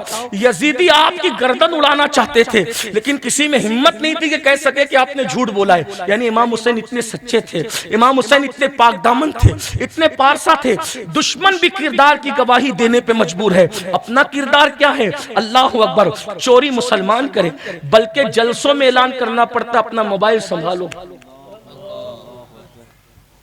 जलसे में मोबाइल चोरी हो। इस्तिंजा खाने में, मस्जिद के इस्तिंजा खाने में जंजीर से मुतवल्लियों को मग बांध के रखना पड़ता। मस्जिद में कौन से काफिर आते हैं, कौन से दुश्मनान इस्लाम आते हैं, तो मस्जिद का ये पार्ट, मस्जिद के मटकों का पार्ट, मस्जिद के फ्रिज का पार्ट जंजीरों से क्यों बांधा जाता है? कहीं ये पार्ट भी चोरी ना हो जाए। जिस कौम का किरदार इतना गिर चुका हो कि जो मस्जिद का पार्ट भी नहीं महफूज रख सकते, मस्जिदों से चप्पलें जहां चोरी जाती है। मैं ये नहीं कहता सब मुसलमान ऐसे हैं, ये नहीं कहता सब मुसलमान, लेकिन किरदार कितना गिर गया। यजीद मर गया, नफ्स परस्ती अभी भी बाकी है। यजीदी किरदार पर मरना है, वो मर गया ना, आज उसको कौन अच्छा कहता? ऐसी हमारे मरने के बाद भी दुनिया हमें कौन अच्छा कहता? चले दुनिया अच्छा कहे ना कहे, दुनिया से क्या लेना, लेकिन मरने के बाद कब्र जहन्नम के गढ़ों में से गड़ा बना। जब यजीद के मरने के बाद कई दिन तक उसकी लाश नहीं मिली तो इस हालत में उसकी लाश मिली कि उसकी लाश में कीड़े पड़े हुए थे। इक़्दुल फरीद के अंदर ये रिवायत मौजूद है, मुख्तलिफ रिवायत, एक रिवायत ये भी है उसकी लाश से कीड़े निकले और जब उसको दफन कर दिया गया, बाद में कुछ लोगों ने उसकी कब्र को खोला तो जली हुई हड्डियां मिली, जली हुई हड्डियां। ये है नफ्स परस्ती का अंजाम। नफ्स परस्ती। थोड़ी सी दौलत आ गई, दीन से बेजारी। थोड़ी सी दौलत आ गई, उल्मा का मजाक। थोड़ी सी दौलत आ गई, पैर जमीन पे नहीं टिकते। यही तो यजीद ने किया, यही नफ्स परस्ती। आजकल के लड़के गले में जंजीर डाल के घूम। हमारे मजहब में कौन सी जंजीर है? फटी हुई जींस पहन रहे हैं, ये मजहब इस्लाम की तहजीब है। फिल्में देख रहे हैं, मजहब इस्लाम की तहजीब है। माँ बाप पे बोझ बने, मजहब इस्लाम की तहजीब है। माँ बाप के नाफरमान है, मजहब इस्लाम की तहजीब है। कुछ नहीं, नफ्स परस्ती और खुदा परस्ती। इमाम हुसैन, अब आओ मेरे इमाम का किरदार खुदा परस्त। वहां तवज्जो, नफ्स परस्त के यहां नमाज नहीं है। और खुदा परस्त की शान यह है कि पूरे सफर में खुद तो खुद किसी बच्चे की नमाज भी तर्क नहीं हुई। इमाम पाक ने हत्ता के आखिर में जब जख्मों से चूर हो गए, 73 जख्म थे, 73 पूरे जिस्म पे। 73 कितने? 73 73 जख्म थे। और ये तो मुर्रिखीन लिखते हैं, और भी बुजुर्गों ने कहा है कि जो आपका कुर्ता जब शहादत के वक्त आपने पहना था, उसको देखा गया तो उसमें जगह जगह सुराख थे, जगह जगह। इतना पूरा जिस्म लहू लहान होता है। और जब सवारी से जमीन पर आते हैं तो ना सुगरा याद आती है, ना सकीना याद आती है, ना बीबियां याद आती है, कोई याद नहीं आता। अगर कोई याद आता है तो अल्लाह याद आता। आखिरी वक्त घुटने टेक कर सर को सजदे में रख के बता रहे खुदा परस्तों की शान है। वहां जख्मों से निडाल और चूर होकर भी नमाज नहीं छूटती। और यहां एसी में, पंखे में, नरम नरम गद्दों पे नमाज छूट रही है। लोग कहते हैं करबला बयान करो। मैंने कहा करबला यही है। अगर नहीं बदलते तो यजीद के साथ उठने के लिए तैयार। हो सकता है कि मेरी बात, हो सकता है शायद मरने के बाद पछतावा आए तो किसी फकीर के जुमले आपको याद आए कि कोई चीख रहा था, निकलो नफ्स परस्त। जुआ खेलते हो, मुसलमान जुआ खेलते हैं, नशा करते हो, औरतें बेपर्दा घूमती हैं। यहां की औरतें तो ऐसी नहीं होगी, हमें दाएं बाएं से कहां सुनने को मिलता है। अब तो शादीशुदा औरतें भी अजनबी मर्दों से आंखें लड़ाती, ये हाल है। और जब कहा जाए कि ये हराम है तो क्या कहा जाता है? अरे मौलाना, ये मौलवी लोग तो ऐसी बात करते हैं, जब मर्द ऐसा कर सकते तो हम नहीं कर सकते। क्या हालात, ये नफ्स परस्ती है। इमाम अली मकाम अला जद्दी वाली सलाम ने अपने घर का वो माहौल बनाया था खुदा परस्ती का। आपने सुना होगा, उलमा से नहीं सुना है तो आप जिनको नहीं पता है वो मालूम कर लें कि जब सैयदा ज़ैनब पाक और सारी शहजादियों की चादरें छीन ली गई, यानी एक वक्त तो वो भी आया कि शहजादियों की चादरें छीनी गई, खैमे जला दिए गए, चादरें छीन ली गई। जिनके दुपट्टों को कभी चांद और सूरज ने नहीं देखा था, जिनके दुपट्टों को कभी अजनबी मर्दों ने नहीं देखा था, आज जालिमों ने शहादत इमाम के बाद उनकी चादरें भी छीन ली। मुअर्रिखीन लिखते हैं कि जब चादरें छीन ली गई तो सैयदा शहरबानो, मेरे इमाम की बीवी ज़ौजा पाक जो ईरान की शहजादी थी। एक बात आपको बताऊं, यहां भी एक खास बात थी। आगे बढ़ने से पहले जब इमाम करबला में पहुंचे ना, तो चारों बीवियों को बुला के कहा, देखो ये लोग सिर्फ मेरे खून के प्यासे, वो मेरा खून कर देंगे, उनको ठंडक मिल जाएगी, वो खुश हो जाएंगे, उनके कलेजे ठंडे हो जाएंगे। तुम लोग चले जाओ। ईरान की शहजादी, ईरान की शहजादी थी सैयदा शहरबानो, कभी कांटों को देखा भी नहीं था, इतने नाजो नाम में पली हुई थी, कभी कांटे नहीं देखे थे। कोई मुबालगा नहीं कर रहा हूं, कभी मुझे याद रहेगा तो मैं सैयदा शहरबानो की पूरी जिंदगी कभी आपके सामने रखूंगा तो आपको पता चलेगा। तीनों बहनों में सबसे ज्यादा चहीती शहरबानो थी, बहादुर भी थी, और तीनों बहनें खूबसूरत थी, और ये बहुत ज्यादा अल्लाह ने हुस्न दिया था। जब चारों बीबियों को बुला के सैयदा शहरबानो, हजरत लैला, हजरत रुबाब, इन लोगों को बुला करके कहा कि तुम चली जाओ, तुम सब चली जाओ। बहनों से भी कहा तुम भी चली जाओ, भाइयों से कहा, सबसे कहा, लेकिन बीवियों को मैं खास आज बयान कर रहा हूं, क्योंकि हम ये सुनते हैं जब तक शौहर का धंधा पानी अच्छा चलता है, माल वाल रहता है, बीबियां रहती हैं। और आज ये सुनने में आ रहा है कि जब कारोबार ठप पड़ जाता है तो ये तकलीफ वो तकलीफ करके तलाक लेने की कोशिश की जाती है। ये सूरत हाल हिंदुस्तान में पैदा हो रही है कि जब तक ऐश रहेंगे हम रहेंगे, जब ऐश नहीं रहेंगे हम चले जाएंगे। ये बीबियों का किरदार नहीं है, ये नफ्स परस्त औरतों का किरदार है। जो खुदा परस्त औरतें, चारों बीबियों को कहा चली जाओ, मैं तुम्हारे साथ किसी को कर देता हूं, चली जाओ। सैयदा शहरबानो ने क्या कहा पता है? इमाम, आपके बाद उस जिंदगी पे लानत है जो आपको छोड़कर हो। अगरचे मैंने कभी दुख नहीं देखे, न बाप के घर पे देखे, न ससुराल में देखा। इमाम अली मकाम ने भी बीवियों को बहुत खुश रखा था। मर्दों से भी कहता हूं कि जब कोई शौहर वाकई अपनी बीवी को खुश रखे तो फिर दुख में भी बीवी छोड़ के नहीं जाती। लेकिन आजकल के मर्द तो वो भी नाजायज ताल्लुकात औरतों से करते हैं, आवारगी करते हैं, ओबाशी करते हैं, टाइम नहीं देते, खर्च नहीं देते, उन्हें खुश नहीं करते, दुखी करते, मारते, पीटते। इमाम ने इतना खुश रखा था कि बाप बादशाह के घर पर शहरबानो जितना खुश नहीं थी, रसूलुल्लाह की बहू बनने के बाद वो उतना खुश थी। हर चीज की राहत थी। आप ये समझते हैं कि वो लोग पेट पे जो पत्थर बांधते थे गुर्बत की वजह से नहीं बांधते थे, वो लोग इख्तियारी तौर पर अल्लाह को खुश करने के लिए बांधते थे। वरना वो लोग बड़े मालदार लोग थे, बड़े मालदार। कितने मालदार थे मैं आपको बताऊं, बात आगे चलती है, मैं आपको बताता हूं, तवज्जो करना। दूर निकल जाऊं तो थोड़ा इशारा करना कि मैं फिर अपनी बात पे वापस आ जाऊं। एक मर्तबा मौला मुश्किल कुशा बाग को पानी दे रहे हैं, खजूर के दरख्तों। उस वक्त तो आपने सर पे अमामे की बजाय कपड़ा बांध रखा है, इसलिए कि जब आदमी काम में लगता है तो कोई सज धज के थोड़ी ना कोई काम करता है। कभी कभी हमारे घरों पे भी लोग मिलने के लिए आते हैं, दुनिया देखिए, अरे अब तो आदमी अपने अंदाज में रहता है जब काम करता है। मौला मुश्किल कुशा ने कपड़ा बांध रखा है सर पे और बहुत सादा लिबास पहनते थे मौला पाक। आपका लिबास बड़ा सादा था और उस दौर में भी आपकी लाखों की आमदनी थी, उस दौर में लाखों की आमदनी थी। एक भिखारी आया, कहने लगा बाबा बहुत भूखा हूं, कुछ खिला दो।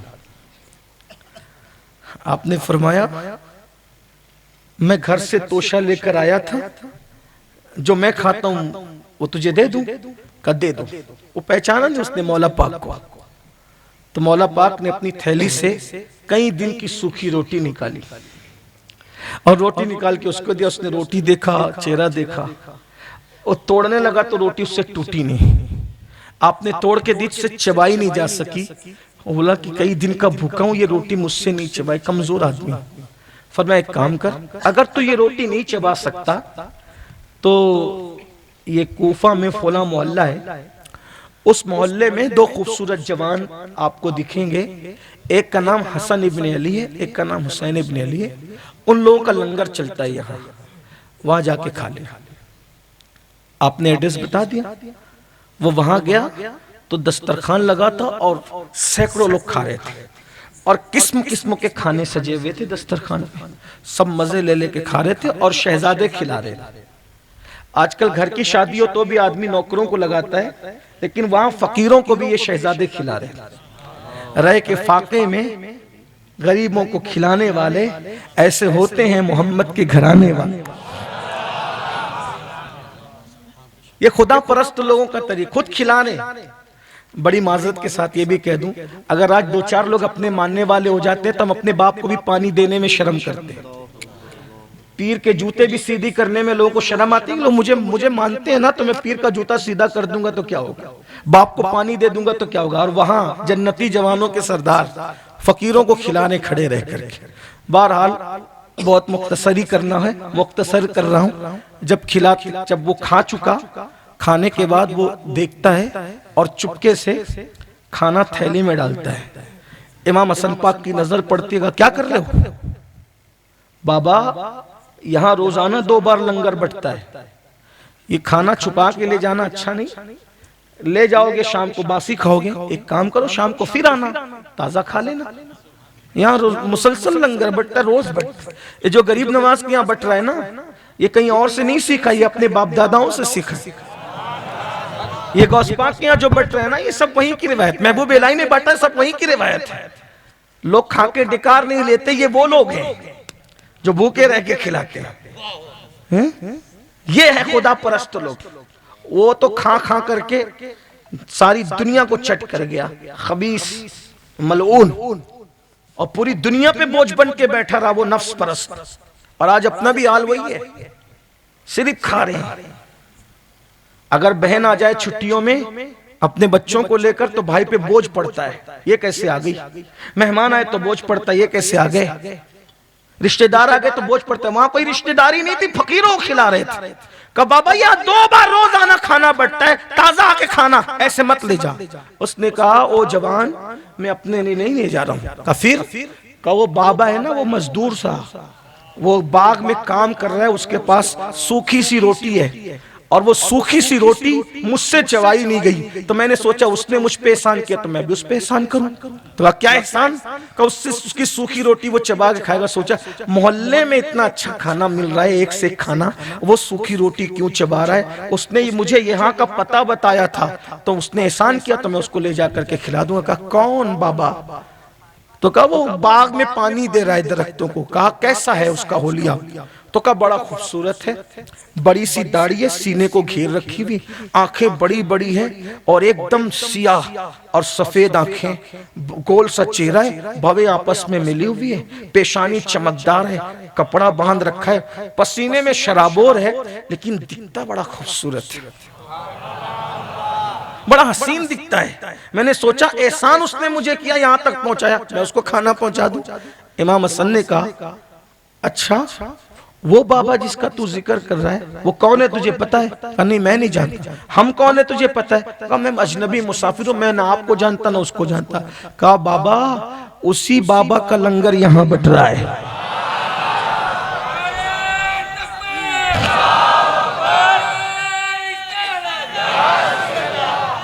वो हमारा भी मालिक है, इस घर का भी मालिक है, हम उसके बच्चे हैं। तो कहा अरे जब उसके आंगन में इतना अच्छा खाना बंटता है तो वो सूखी रोटी क्यों चबाता है? कहा उसकी शान ही ये है कि औरों को ताजा खिलाता है, खुद कई दिन की सूखी चबाता है। रह के फाकों में गरीबों को खिलाने वाले ऐसे होते हैं मोहम्मद के घराने वाले।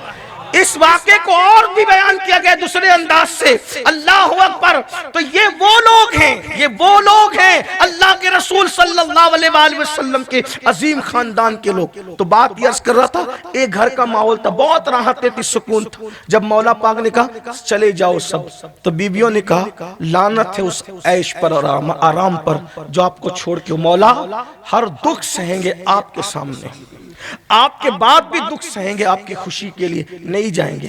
कहा गया दुपट्टे छीने जाएंगे, गवारा है, हाथों में हथकड़ियां पड़ेगी, का गवारा है, पैरों में बेड़ियां पड़ेगी, गवारा है, का सब सहेंगे, मजलूम कहलाएंगे, बेवफा तो नहीं कहलाएंगे, मजलूम ही कहलाए, बेवफा नहीं कहलाए। और दुनिया ने देखा जब चादरें छीन गई तो सैयदा शहरबानों ने सैयदा ज़ैनब से कहा बीबी चादरें छीन गई है, अब क्या करें, दुपट्टे तो हमारे इख्तियार में नहीं है। सैयदा ज़ैनब पाक ने कहा मैं अपनी बहनों की तवज्जो चाहता हूं, जो आशूरा के दिन भी बन संवर कर निकलती है, बन संवर कर। मुझे पता चला है हिंदुस्तान में लोग बन संवर कर निकलते हैं। इमाम हुसैन से मोहब्बत का दावा करने वालों, जब तू अपने बाप की मौत पे बनती संवरती नहीं है, सैयदा के लाल को टुकड़े टुकड़े किया गया और तुम मेकअप करके निकलती हो, क्या मुंह दिखाओगी सैयदा को? बन संवर के तुम्हारी बीवियां निकलती कैसे हुसैनियों? शर्म नहीं आती, गैरत नहीं आती? सोचो, अल्लाह न करे अल्लाह तुम्हें किसी को वो दिन न दिखाए, किसी का 18 साल के जवान बेटे का जनाजा उठ रहा हो, उस वक्त तो उसकी माँ लाली पाउडर करेगी, उस वक्त तो उसकी माँ काजल लगाएगी, निकलेगी बन संवर के बेटियों को लेकर, और तुम भी निकलोगे। हाय हाय, क्या कुर्बानी का मजाक उड़ा रहे हो। अली अकबर का जनाजा जिस दिन उठा है, अली अकबर का जनाजा, सरकार वारिसे पाक आशूरा का पूरा दिन आंख में आंसू होते थे, कहते थे आज ही का दिन था ना, हम शबीए पैगंबर की लाश उठी थी। बल्कि लाश क्या उठी थी, कोई तो लाश को उठाने वाला भी न था।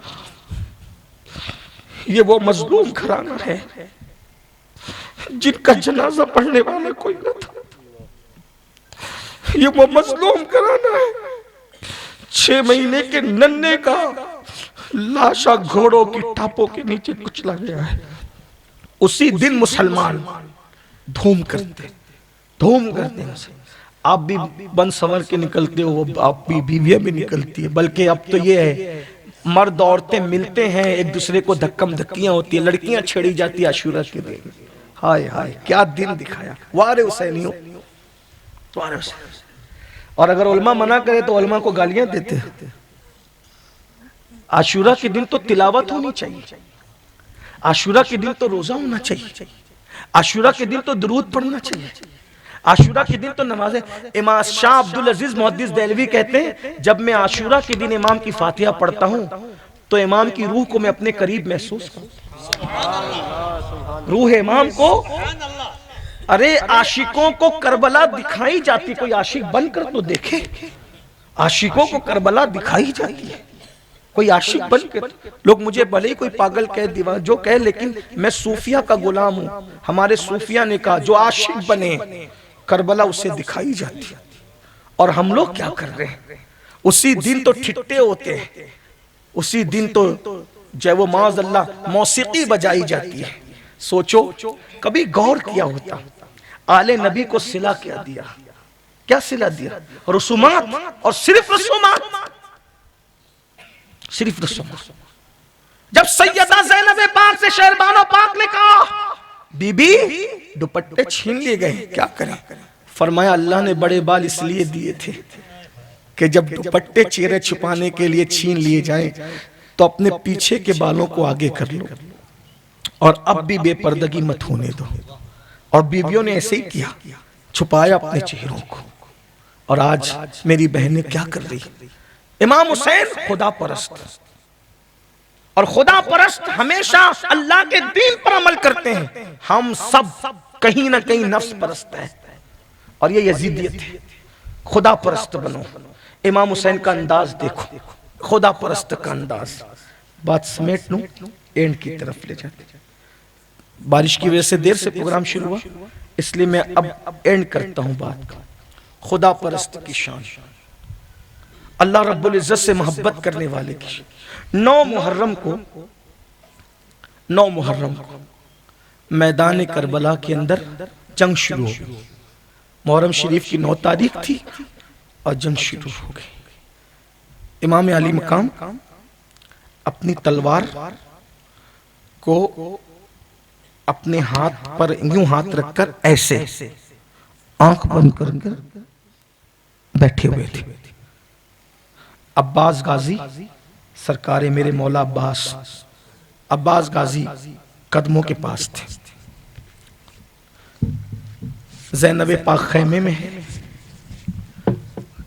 और मौला ऐसे करके आंख बंद है। अचानक हड़बुम की आवाज आई, आंख खोली, पूछा अब्बास क्या हो रहा है। मौला वो जंग शुरू करते, खुदा परस्ती देखे। मौला हुसैन ने कहा जंग तो होनी, जंग तो होनी। नाना जान ने तो बता दिया था पैदा होते ही कि शहीद होना है, वो वक्त तो आ गया। अब तक तो शौक शहादत ही लेके हुसैन जी रहा था, जिया इसीलिए कि मुझे शहीद होना है करबला। उनसे कहो जंग तो होनी, आज मत करो। क्यों मौला? आने वाली शब आशूर है और बहुत बरकत वाली रात है। हम लोगों को सजदों से बहुत प्यार है, हमें तिलावत से बहुत प्यार है। इसलिए उनसे कहो एक रात की मोहलत दे दो ताकि हम जी भर के तिलावत कर लें, जी भर के सजदे कर लें, जी भर के अल्लाह की इबादत कर लें। बस एक रात की मोहलत। गाजी गए और कहा देखो लड़ना है लड़ लेंगे, एक रात की मोहलत चाहते हैं, कल लड़ेंगे ताकि रात भर इबादत। किस लिए मोहलत मांग रहे? इबादत के लिए। और अल्लाह ने हमें मोहलत दी है। उलमा थक रहे हैं, कोई इबादत के लिए आने को तैयार नहीं। जो 10,000 की नौकरी हमको देते हैं ना, हम उनके तो वफादार है, अल्लाह के वफादार नहीं। यही दीनदारी है। मैं कह रहा हूं ना आपको, कौन कहता है यजीद मर गया? यजीद मर गया, यजीदी किरदार जिंदा कर रखा है हम लोगों ने। कोई मैं कोसने नहीं आया आपको। 10,000 की नौकरी जिसकी कर रहे हैं उसके वफादार है, अल्लाह के नहीं। कहा वो कैसे? जब उलमा कहते हैं फजर में उठो, बोले आंख नहीं खुलती, लेकिन जहां 10,000 की नौकरी करते हो वो कह दे 6 बजे आना, तो 5 बजे उठते हो कि नहीं उठते? 10,000 की नौकरी वाले की बात की कदर है, अल्लाह के फरमान की कोई कदर है? वमा कदरुल्लाह हक़्क़ क़द्री। और याद रखना पूरी दुनिया में जिल्लत इसीलिए है, रुस्वाई इसीलिए है कि आज मुसलमान सबका वफादार है, रब का वफादार नहीं। इल्ला माशाअल्लाह। जिस दिन हम अल्लाह के हो गए दुनिया कदमों में होगी। आज पूरी दुनिया जो दीवानी है इमाम हुसैन की, सिर्फ इसलिए कि मौला हुसैन खुदा परस्त थे, अल्लाह के वफादार थे, रसूल अल्लाह के वफादार थे। भाइयों, बच्चे किसको प्यारे नहीं होते? दुनिया की जिंदगी किसको प्यारी नहीं होती? दुनिया की राहत किसको प्यारी नहीं होती? सब कटा रहे हैं अल्लाह के लिए। क्यों? खुदा परस्त थे। उनको वो जानते थे ये दुनिया की जिंदगी खत्म होने वाली है, आखिरत की जिंदगी बाकी रहने वाली। मौला ने फरमाया एक रात की मोहलत ले लो। मैं कोई नई बात नहीं कर रहा हूं, भूला हुआ सबक आपको याद। एक रात की मोहलत ली और उसके बाद मशहूर बात है, फरमाया सब लोग मेरे खेमे में आ जाओ। सबको अपने खेमे में बुलाया। देखो क्या खुदा परस्त लोग, इबादत करने से पहले अपने अपने उजरे में जाओ, इबादत करने से पहले मेरी बात सुन लो। इमाम ने चिराग बुझा दिया।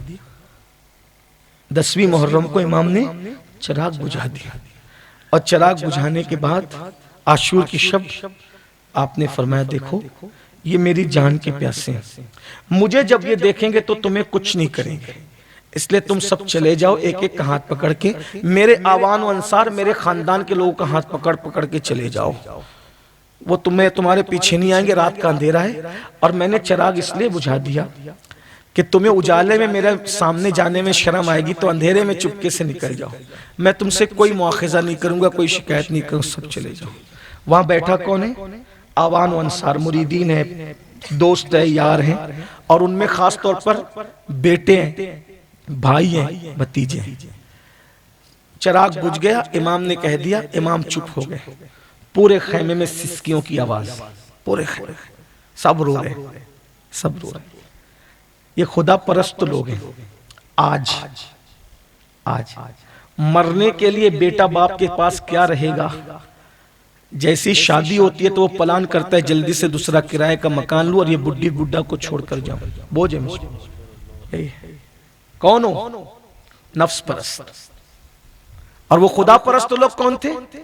इमाम बेटे वो कह रहे हैं जा, 18 साल के हुस्न को खाक में मत मिला। 21 साल के बेटे वो कह रहे हैं जा तू बीमार है, कोई तेरा हाथ पकड़ के ले जाएगा, मुझे कोई मुआखजा नहीं, तुम सब जाओ, सब जाओ।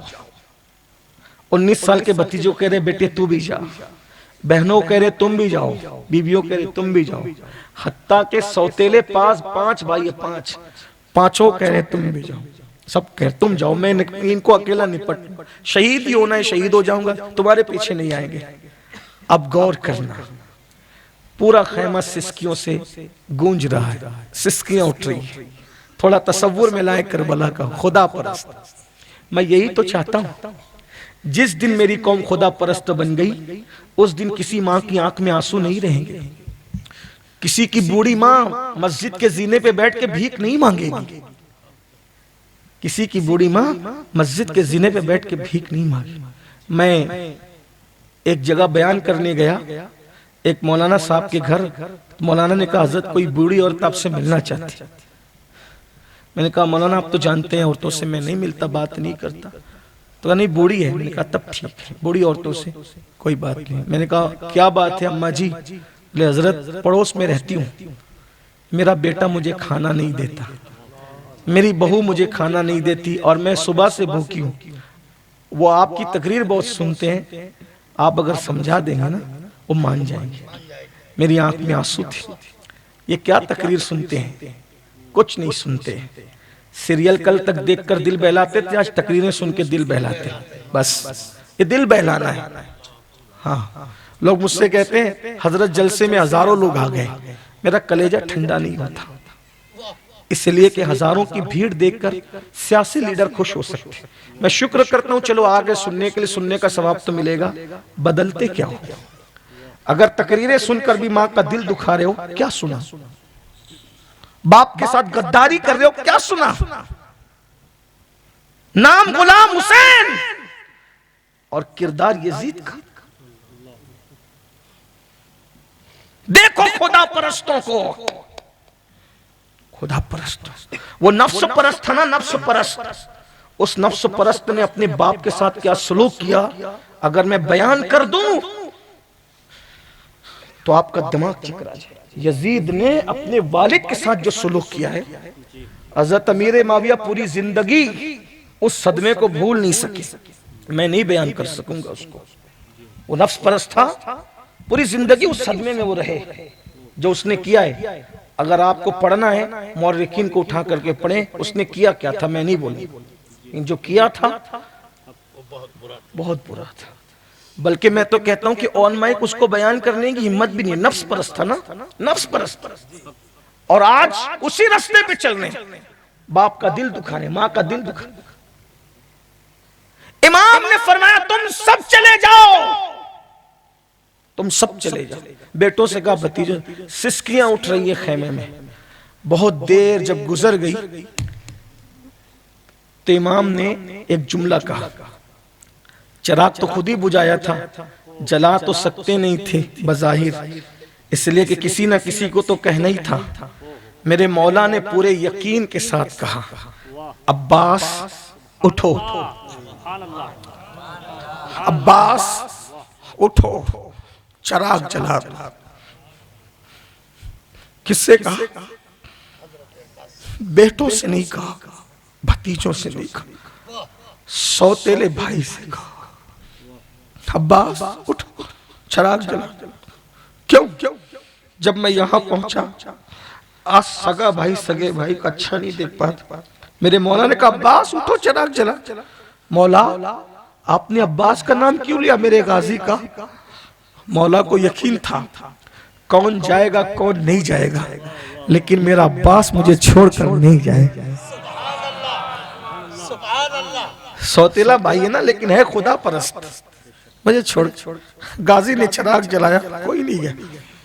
मेरे मौला ने बेटे से कहा, बेटा 18 साल जवानी को खाक में न मिला। कहा बाबा लानत उस जिंदगी पे जो आपके बाद, मुझे नहीं चाहिए वो जिंदगी। 18 साल का बेटा, और आज बाप हाथ जोड़ता है, मैं बुढ़ा हो गया बेटा, कमाने के काबिल नहीं रहा, मेरे लिए दवा के पैसे का इंतजाम कर। तो कहता है जाके भीख मांगो मस्जिदों में, तुम्हारा सारा खर्च करके तुम पे कमा के तुम पे खर्च करूंगा। ये नफ्स परस्त लोग। और अली अकबर मौला क्या करे, लानत है उस जिंदगी पे जो आपकी बात। बाबा जब तक आपका अली अकबर मौजूद है, आपको कोई क्या शहीद करेगा, आपके नालैन पे गुबार आने नहीं दूंगा। ये है करबला का पैगाम, और ये करबला आज बेटों को अली अकबर के किरदार की तरफ, मुर्शिद अली अकबर के किरदार की। कौन अली अकबर का किरदार जिंदा कर रहा है? जलसों में बैठकर इमाम के नाम पे आंसू बहाने वालों, माँ बाप को कब तक रुलाओगे? जो माँ बाप को रुलाएगा उसको रस्मी रोना कभी काम नहीं आएगा।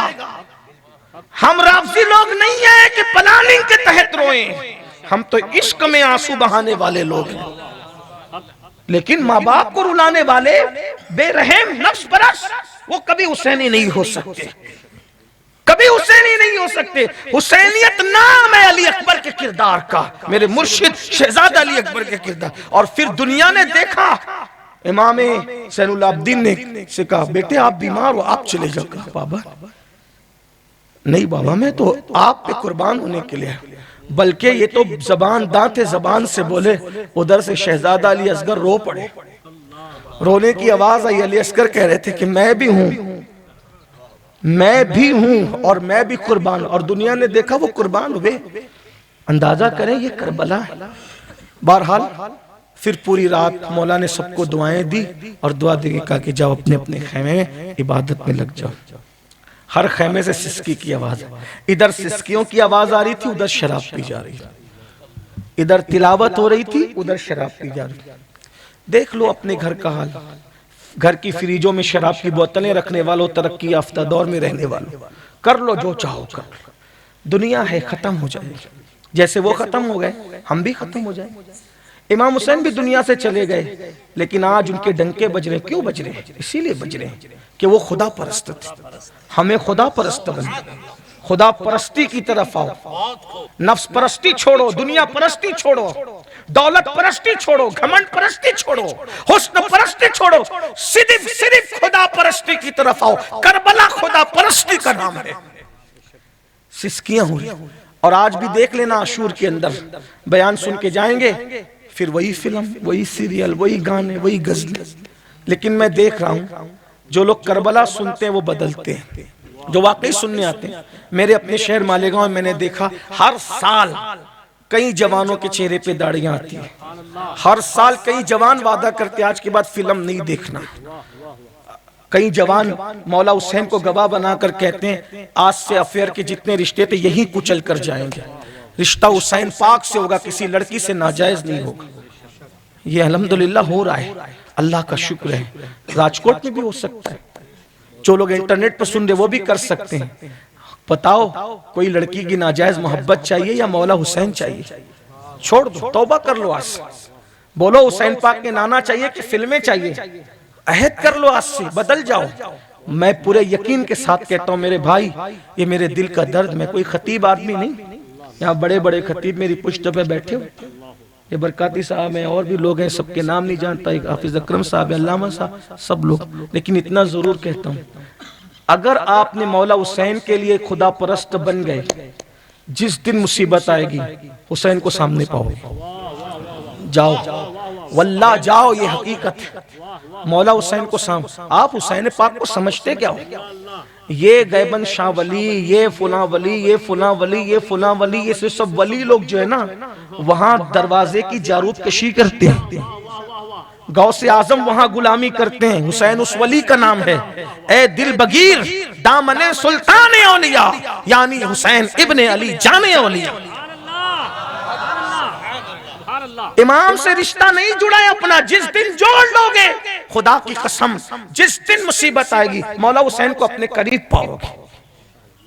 आंसू आएंगे, ऐसा लगेगा कि हुसैन पाक अपनी आस्तीन से तुम्हारे आंसुओं को खुश्क कर। मैं किसी मुर्दा को मानने वाला आदमी नहीं हूं, मैं उस हुसैन को मानता हूं जो अब भी जिंदा है। और कोई माने ना माने, राजकोट की ये महफिल मेरे मेहमान की निगाहों के सामने है।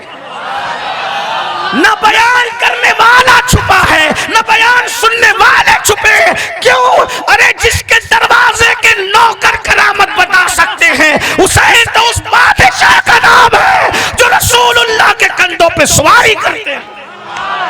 दिल बगीर दामने सुल्तान औलिया, यानी हुसैन इब्ने अली जाने औलिया। शास्त हुसैन।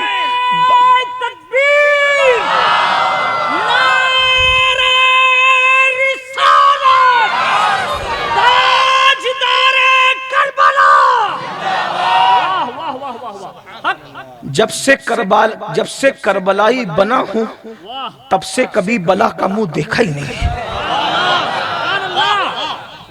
जब से करबलाई बना हूं तब से कभी बला का मुंह देखा ही नहीं है। और जिसने बला लाने की कोशिश की वो उसी बला में खुद ही मुब्तला।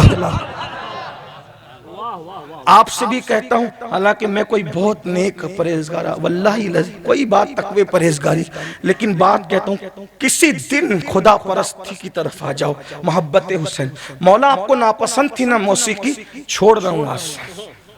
देख लो फिर कुछ दिन गुजरेंगे, आपके नाना पर रोजाना 500 बार दुरूद पढ़ूंगा, 1000 बार पढ़ूंगा, किसी की गीबत ना करूंगा ना सुनूंगा, कभी जुआ को हाथ नहीं लगाऊंगा, कभी शराब को हाथ नहीं लगाऊंगा, कभी किसी औरत को देखूंगा नहीं, और सामने भी आ गई तो नजर झुका लूंगा। बन के देखो, बन के देखो मेरे भाइयों। आज भी लोग करबला शरीफ जाते, मौला हुसैन उनसे मुलाकात करते। किनसे? वही खुदा परस्त।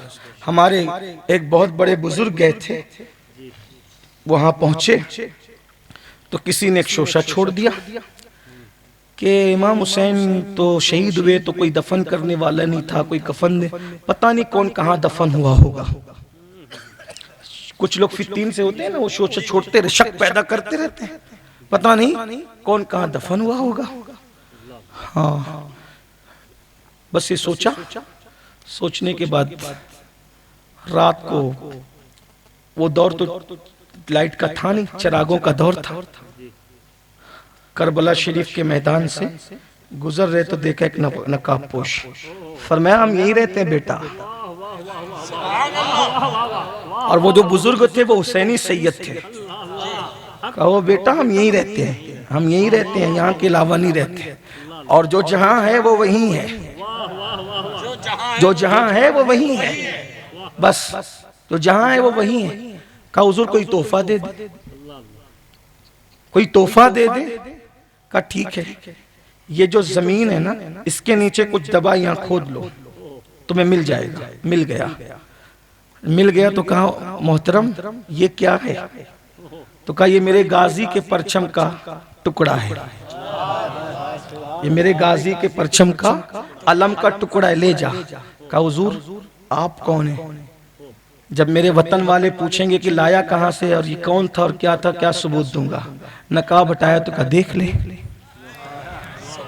कौन था, वही मेरा इमाम हुसैन। लोग कहते हैं ये कहानी है, किस्से हैं। ठीक है किस्से हैं, खुदा परस्त बन, आंख वाला जो तेरा बन के तमाशा दे, उनके बन जाओ मेरे भाई, उनके बन जाओ, उनके। ये इमाम हुसैन बहुत बड़ी चीज है, ये तो गौसपाक के लिए हम मानते हैं। लोग कहते हैं हम नहीं मानते, मैंने कहा मुबारक तुम न मानो, हम इश्क के बंदे हैं। इश्क की कहा वो कैसे? मैंने कहा अभी राजा रंजीत सिंह का दौर गुजरे कितने दिन हुए? राजा रंजीत सिंह का दौर गुजरे कितने दिन हुए मेरे भाई? 3 सदियां भी नहीं बीती, ये बिल्कुल अभी का दौर है, तकरीबन 150-200 साल पहले की बात, अभी करीब की बात, बल्कि और करीब की बात। एक हिंदू बहन मुसलमान के पड़ोस में रहती थी, और उस घर में रोजाना 11वीं शरीफ, उस घर में हर महीने 11वीं, रोजाना हर महीने 11वीं शरीफ होती थी। ये मैं कहां से पढ़ रहा हूँ, हवाला पढ़ देता हूँ, वरना कल लोग कुछ नहीं। अल्लामा फैज अहमद ओवैसी रहमतुल्लाह अलैह ने इसको अपनी किताब में लिखा। उन्होंने कहां से लिखा? कि मैं अल्लामा पर ही एतमाद करता हूँ, हुजूर मुफ्ती आजम के खलीफा थे, तकरीबन 2000 से जायद किताबों के मुसन्निफ है, वो बड़े आदमी हैं, बहुत अच्छे आलिम।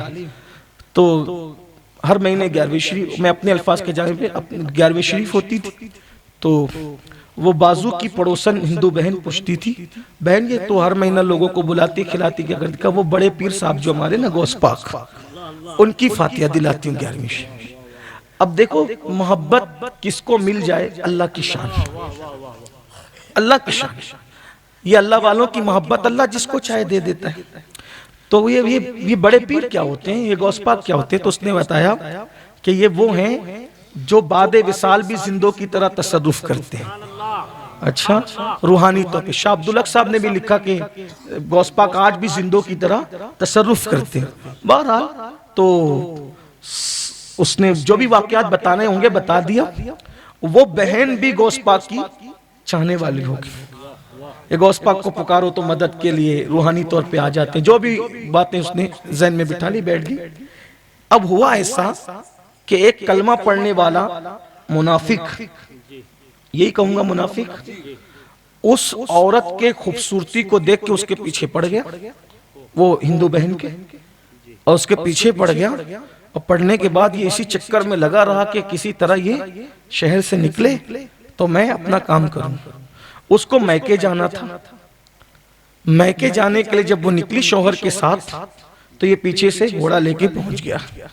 घोड़ा लेके जैसे ही पहुंचा, और पहुंचने के बाद इसने किसी बहाने से उसके शौहर को कत्ल कर दिया। लेकिन ये हिंदुस्तान की जमीन है, यहाँ की बहनें मुसलमान हो या हिंदू किसी मजहब की हो, यहाँ की बहनें बड़ी बागैरत है। इस मिट्टी में गैरत है, हया है, परहेजगारी। जो अपने मजहब के इत्तिबा से जिस चीज को परहेज समझता है, हया समझता है, उस पर वो अमल करता है। सबकी अपनी अपनी रिवायतें। तो अब शौहर कत्ल हो गया, वो तो तड़प गई। इस जालिम ने क्या किया, उसको अपनी सवारी पे बिठा के घोड़ा दौड़ाना शुरू किया। अब कोई था तो नहीं मददगार। अल्लामा लिखते हैं जिसका मफहूम यह है कि वो बार बार पीछे मुड़ मुड़ के देखती थी। वो बहन बार बार पीछे मुड़ मुड़ के देखती थी। तो उस मुनाफिक जालिम ने कहा, हालांकि कलमा पढ़ता था, मुसलमान कहलाता था, उससे कहा किसको देख रही है, तेरा शौहर तो 2 टुकड़े हो गया, कौन आएगा बचाने। कहा कि वो 11वीं वाले पीर को याद किया है। वो 11वीं वाले पीर को याद किया। वो मैंने सुना था मुसलमान बहन से कि उनको याद करो तो वो मदद के लिए आते हैं। तो उस मुनाफिक ने कहा, जालिम ने, कि वो तो कब से मर चुका है, वो क्या मदद करेगा, क्या देखती है मुड़ मुड़ के। लेकिन वो थी यकीन वाली। जब उसने यकीन से मुड़ मुड़ के देखना शुरू किया तो क्या देखा, एक नकाबपोश आए, हाथ में तलवार है, और उसके टुकड़े किए और उसको बचाया। और बचाने के बाद वहां पहुंचे, तो पहुंचने के बाद दोनों जो टुकड़े थे जिस्म के, शौहर के, उसको जोड़ के कुंबिस्मिल्लाह कहा, वो जिंदा हो गया। राजा रंजीत सिंह के दौर का वाकया है। अब आप अंदाजा करें, जब मेरे गौस की ये शान है, गौस पाक के दादा हैं इमाम हुसैन। बस जुड़ने की जरूरत है, खुदा परस्त बनने की जरूरत है। क्या मैं ये तसव्वुर कर सकता हूँ कि मोहब्बत हुसैन में आज कौन कौन खुदा परस्त बनना चाहता है। मौसीकी छोड़ के, फिल्म छोड़ के, औरतों से नाजायज ताल्लुकात छोड़ के, दाढ़ी मुंडाना तर्क करके, नमाजी बन के, कौन कौन बनना चाहता है। आज तो तीसरी शब है, अगर इमाम के नाम पे हाथ उठ जाए गाजी अब्बास की सुन्नत पर, तो मैं समझूंगा कि मेरा आना कामयाब हो गया। जरा देखें तो कितने आज से खुदा परस्त बनना चाहते हैं, हाथ उठाए गाजी अब्बास की सुन्नत पर अमल करते हुए। माशाअल्लाह। मेरे लिए नहीं, मैं तो नहीं देख पाऊंगा, उठा के रखें, उठा के रखें। करबला से मेरा हुसैन पाक देख रहा है, मेरा मौला देख रहा है। उनको दिखाने के लिए, अपने अल्लाह को दिखाने, अपने रसूल को। मौसीकी खत्म होगी इंशाअल्लाह, हराम काम खत्म होगी इंशाअल्लाह। अगर बन गए खुदा पर, मार दो यजीदी किरदार को लात, एक नई जिंदगी का आगाज करो, तब्दील हो जाओ, बदल जाओ। जब भी नफ्स कहे अब मौसीकी सुनना है, अब गुनाह करना है, अब पाप करना है, जराइम करना है, बस इतना याद कर लेना, मेरे हुसैन खुदा परस्त थे, नफ्स परस्त नहीं। मुझे यजीद के खेमे में नहीं जाना, मुझे इमाम हुसैन की तरफ जाना है। अगर ऐसा हुआ, दुनिया भी कामयाब, आखिरत भी कामयाब। मेरा मौला वो बादशाह है हुसैन, जिसने नवाजने पर आया है तो ऐसा नवाजा कि लोग देने वाले बन गए। मेरे भाइयों, मैं क्या कहूं कि क्या नहीं देता मेरा बादशाह। वल्लाह, जो लोग मालेगांव की बयानात को सुनते हैं, 25 साल से मैं बोल रहा हूं मालेगांव में, 5 दिन बोलता हूं, 25वां साल गुजरा, ये 26वां साल है। लोग दूर दूर से आते हैं, सिर्फ किस लिए, शहादत का जब बयान होगा, तो जब इमाम की शहादत पढ़ेंगे ये, तो हम धूली फैला के कहेंगे कि मौला अता कर दे। बे औलाद आते हैं, साल भर पूरा नहीं होता, अल्लाह उन्हें औलाद देता है। रिश्ते नहीं होते, रिश्ते हो जाते हैं साल भर पूरा होने से पहले। अब तो लोगों का हाल होगा कि लोग बच्चे ले लेकर बतौर सबूत आते। पिछले साल आए थे खाली गोद, ये बच्चे लाए, कोई जोड़वा लेकर आए, कोई बेटी चाहता है बेटी, बेटा चाहता है बेटी। मैं कहा मेरे बादशाह क्या क्या देते हो तुम, क्या क्या आता। हुसैन वो बादशाह है जिसने किसी को महरूम नहीं किया। एक बात बताऊं, आखिरी बात कहने चला था, लेकिन मेरे भाई हुसैन पाक ने तो यजीद को भी महरूम नहीं किया। बोल दूं, यजीद को भी महरूम नहीं किया। को कैसे? यजीद मांग रहा था हाँ, इमाम ने दे दिया सर, उससे बड़ी चीज दे दी। अगर इमाम हुसैन जान बचाना चाहते ना, जान, सिर्फ जान बचाना चाहते। मेरे भाइयों, इमाम हुसैन की औलाद में एक शहजादा ऐसे गुजरा है, फौज आई ना, फौज बगदाद को तबाह करने के लिए, उठाया कटोरा डाल दिया, पूरी फौज उसके अंदर। अब लोग कहते हैं कैसे, मैंने कहा करामत उसी को कहते हैं जो समझ में नहीं आती। जिसको मानना हो मानो, जिसको न मानना हो न मानो। तो जब इमाम हुसैन का शहजादा पलट दे कटोरा तो पूरी फौज उसके अंदर आ जाए, तो 22,000 के लश्कर की औकात क्या थी? दूसरा शहजादा पूरे अना सागर को कटोरे में। इमाम तो उनको पल्लू में बांध लेते थे 22,000 को, लेकिन वो जान बचाने नहीं, वो दीन बचाने गए। तो मेरे मालिक, मेरे बादशाह, मेरे मौला हुसैन ने यजीद को ही महरूम नहीं किया। उसने मांगा ना हाथ दे, हाथ नहीं दूंगा। क्यों? इसलिए कि अगर हाथ दे दूंगा तो दीन नहीं बच सकेगा, अलबत्ता सर दे देता हूं, उससे बड़ी चीज देता। मेरे भाई, जब कोई किसी पे हमला करता है ना, अल्लाह ना करे कोई किसी पे हमला करे, तो लोग क्या करते हैं? हमला होता है तो सर बचाने के लिए हाथ देते हैं। अगर कोई सर पे मारे तो आदमी क्या करता है? ऐसी करता है ना। सर बचाने के लोग हाथ देते हैं। हुसैन वो है जिसने हाथ बचाने के लिए सर दिया और बता दिया, मैं यजीद जैसे मलून दुश्मन को भी महरूम नहीं करता, तू तो मेरा गुलाम है, तुझे कैसे महरूम करूं? वो दूंगा कि नस्लें आबाद रहेगी। और दिया मेरे मौला ने। उनके बन के देखो, उनके हो के देखो, आंख वाला जो तेरा बन के तमाशा देखे, उनके हो जाओ, फिर देखो ये दुनिया भी आपकी है, इंशाअल्लाह उक़बा भी आपका है। वो जन्नत का बादशाह है, बादशाह। जन्नत तलब करेगी जन्नत। ए अल्लाह, जन्नत में सब आ गया है, जन्नत में सब आ गए हैं। तूने मुझसे वादा किया था कि मैं तेरी जीनत तुझे दूंगा, तो मौला मेरी जीनत कहां है? तो अल्लाह फरमाएगा पर्दे हटा दो। पर्दे हटाए जाएंगे तो एक तरफ इमाम हसन, एक तरफ इमाम हुसैन नजर आएंगे। फरमाएगा यही तो तेरी जीनत है, यही तो तेरी जीनत है। ये है इमाम अली मकाम। मेरे भाइयों, बस इतना याद रखना, कुछ याद रहे न याद रहे, जब मेरे आका पर आयत नाजिल हुई, इसे आयत ततहीर कहते हैं, तो हुजूर ने क्या किया? फरमाया फातिमा इधर आओ, अली इधर आओ, हसन हुसैन इधर आओ। दोनों शहजादों को गोद में बिठाया, दोनों को दाएं बाएं बिठाया और चादर डाली। और चादर डाल के क्या कहा पता है? ए अल्लाह, अल्लाहुम्मा हाउलाई अहलु बैती, ये मेरी अहले बैत है, ये कहा। और क्या कहा पता है? दूसरा जुमला, अल्लाह ये मेरे खास लोग हैं। तवज्जो, अल्लाह ये मेरे खास लोग हैं। उन चारों के बारे में क्या कहा? अल्लाह ये मेरे भाई, जब गौस पाक के दर पे बैठने वाले कुत्ते की शान है ऐसी है, तो फिर रसूलुल्लाह की चौखट पे बैठने वाले कुत्ते की शान क्या होगी? फिर उसके बाद कुत्ते का अंदाजा नहीं लगा सकते, फिर उनके दर पे बैठने वाले गुलामों की शान क्या होगी? गुलामों का अंदाजा नहीं लगा सकते, फिर उनके आम लोगों की शान क्या होगी? और जब उनके आम लोगों का अंदाजा नहीं लगा सकते, उनके खास लोगों की शान क्या होगी? और अल्लाह क्या कहते हैं? अल्लाह ये मेरे खास, ये खास लोग हैं अल्लाह के रसूल के, उन्हीं खास लोगों से जुड़ जाओ। आका फरमाते हैं इनसे मोहब्बत करो, अल्लाह तुमसे मोहब्बत करे। ये अल्लाह के खास लोग हैं, अल्लाह के रसूल के खास लोग हैं।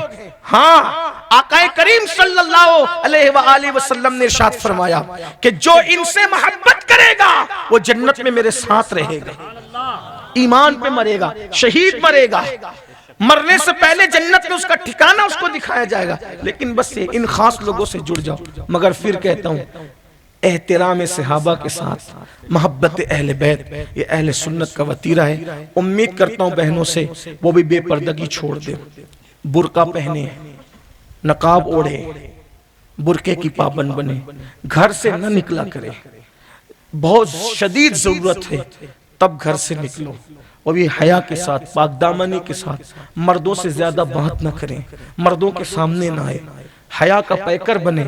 तुम भी अल्लाह वाली बन जाओ।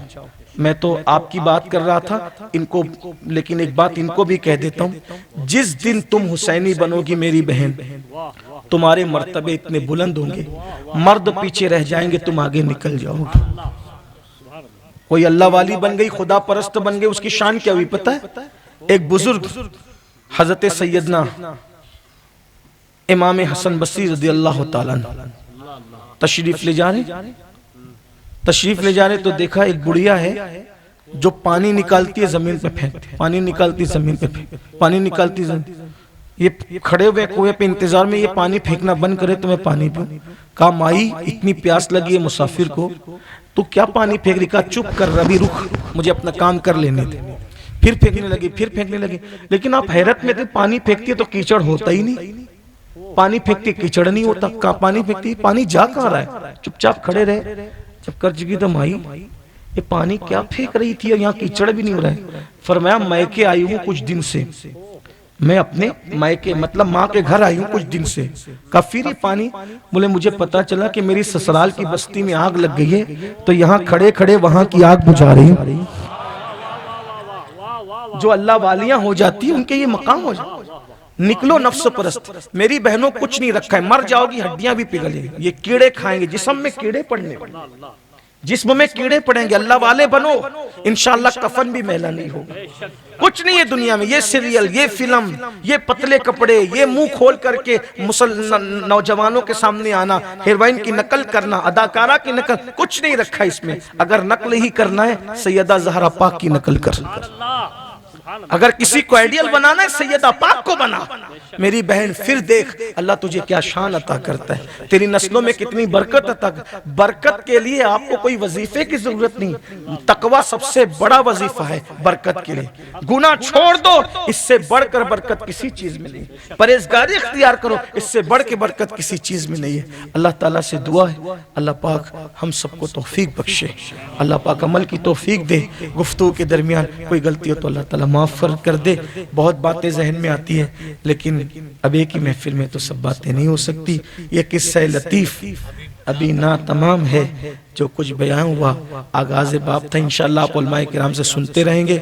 जहाँ जहाँ महफिल इमाम हुसैन हो बिल्कुल जाइए, शिरकत कीजिए, अदब के साथ बैठिए। ये मत सोचिए कि यार मौलाना लोग तो वही वाकया दोहराते हैं। याद रखना करबला का वाकया तो वही होगा, लेकिन जितना सुनोगे, जितनी अकीदतें बढ़ती जाएगी, उतना इमाम अली मकाम से आपका कुर्ब बढ़ता जाएगा।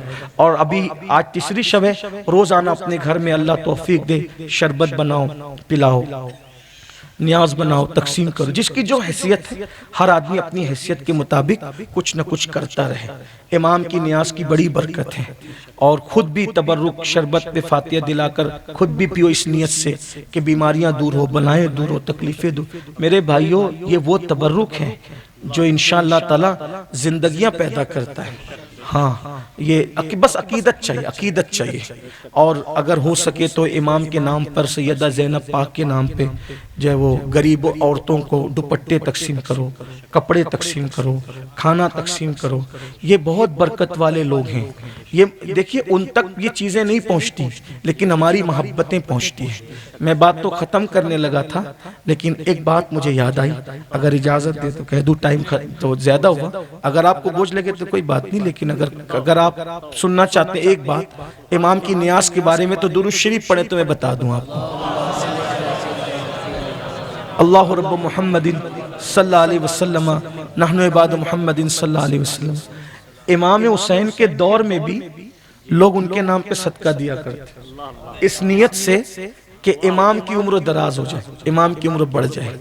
किताबों में लिखा गया है कि एक मर्तबा एक शख्स दमिश्क के कैद खाने से गुजरा, दमिश्क के कैद खाने से गुजरा, तो बच्चों के रोने की उसको आवाज आई।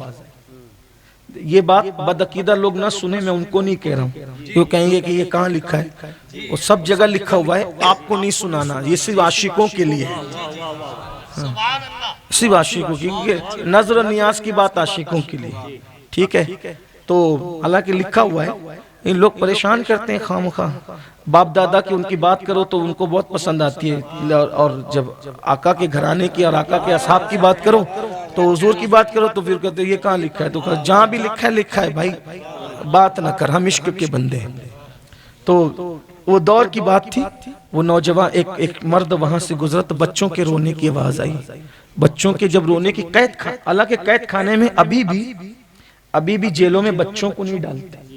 तो बच्चे जुर्म कर लेते हैं तो छोटे बच्चों को नहीं डालते, उसका कोई ना कोई वो निकालते हैं। बल्कि अब बहुत तरक्की याफ्ता दौर है, तो नाबालिग बच्चों की जेलें लोगों ने अलग बना रखी है, लेकिन बच्चों को जेल में नहीं डाला जाता और ऐसे कैदियों जैसा सुलूक भी उनसे नहीं किया जाता। तो जब बच्चों के रोने की आवाज आई तो वो मर्द वहां रुक गया और कान लगाया उसने।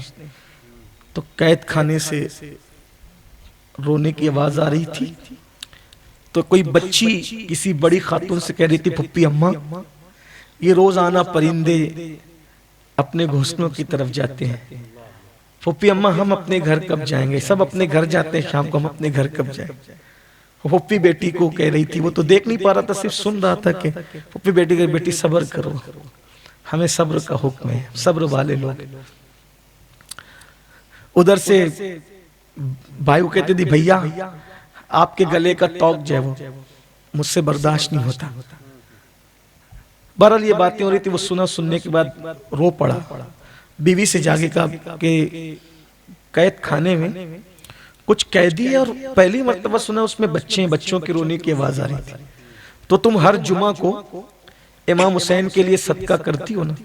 बीवी से कहा, हर जुमा को इमाम हुसैन के लिए सदका करती हो, आज का सदका जुमा का हम कैदी को देंगे ताकि अपने मौला की उम्र और दराज हो जाए, उम्र लंबी हो जाए। ये करबला के बाद की बात है। तो उसने खाना तैयार किया और जो जेलर था उसको कोई भारी भरकम लालच दे के कहा, हमें चुपके से कैद खाने में जाने दो ताकि बच्चों को कुछ खिलाए।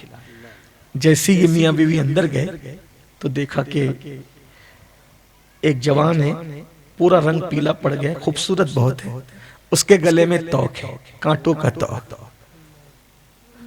और एक 7 साल की नन्ही सी बच्ची है, हड्डी को चमड़ा लग गया है। चंद बीबियां सर झुका करके बैठी हुई है, फटे पुराने कपड़े।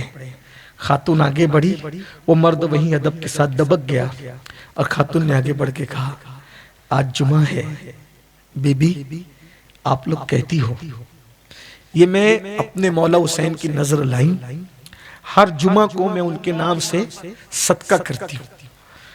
तो कैदियों को सदका देना अच्छी बात है और कैदियों की दुआ अल्लाह कबूल करता है। इस सदका लो और मेरे मौला के लिए दुआ करो। तो एक खातून ने जो बड़ी खूबसूरत और हसीन थी, उसने सर उठा के कहा, कौन है तेरा मौला? और दुनिया में भी कोई मौला है? दुनिया में भी कोई मौला कहलाता है हमारे खानदान के अलावा? कौन है तेरा मौला? तो कहा, मेरा मौला हुसैन है, हुसैन इब्ने अली है। हर जुमा को उसके नाम का सदका करती हूँ ताकि मेरे मौला की उम्र बढ़ जाए। बस नाम हुसैन आया, सारे कैदी फूट फूट के रो पड़े, एक दूसरे से लिपट लिपट के रो पड़े। 7 साल की शहजादी उन औरतों से लिपट के रो पड़ी।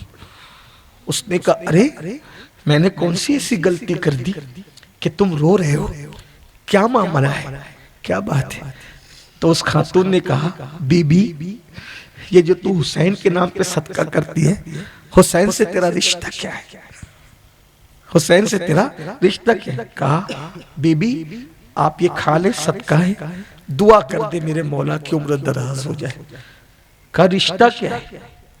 कहा, रिश्ता और कुछ भी नहीं है, बस यह है कि मेरे अब्बा सहाबी हैं, मेरे अब्बा रसूलुल्लाह के सहाबी हैं। मेरी पैदाइश मदीने मुनव्वरा में हुई थी, मैं बचपने में थी, इतनी बीमार हो गई कि हकीमों ने कह दिया ये मर जाएगी, जिंदा नहीं बचेगी।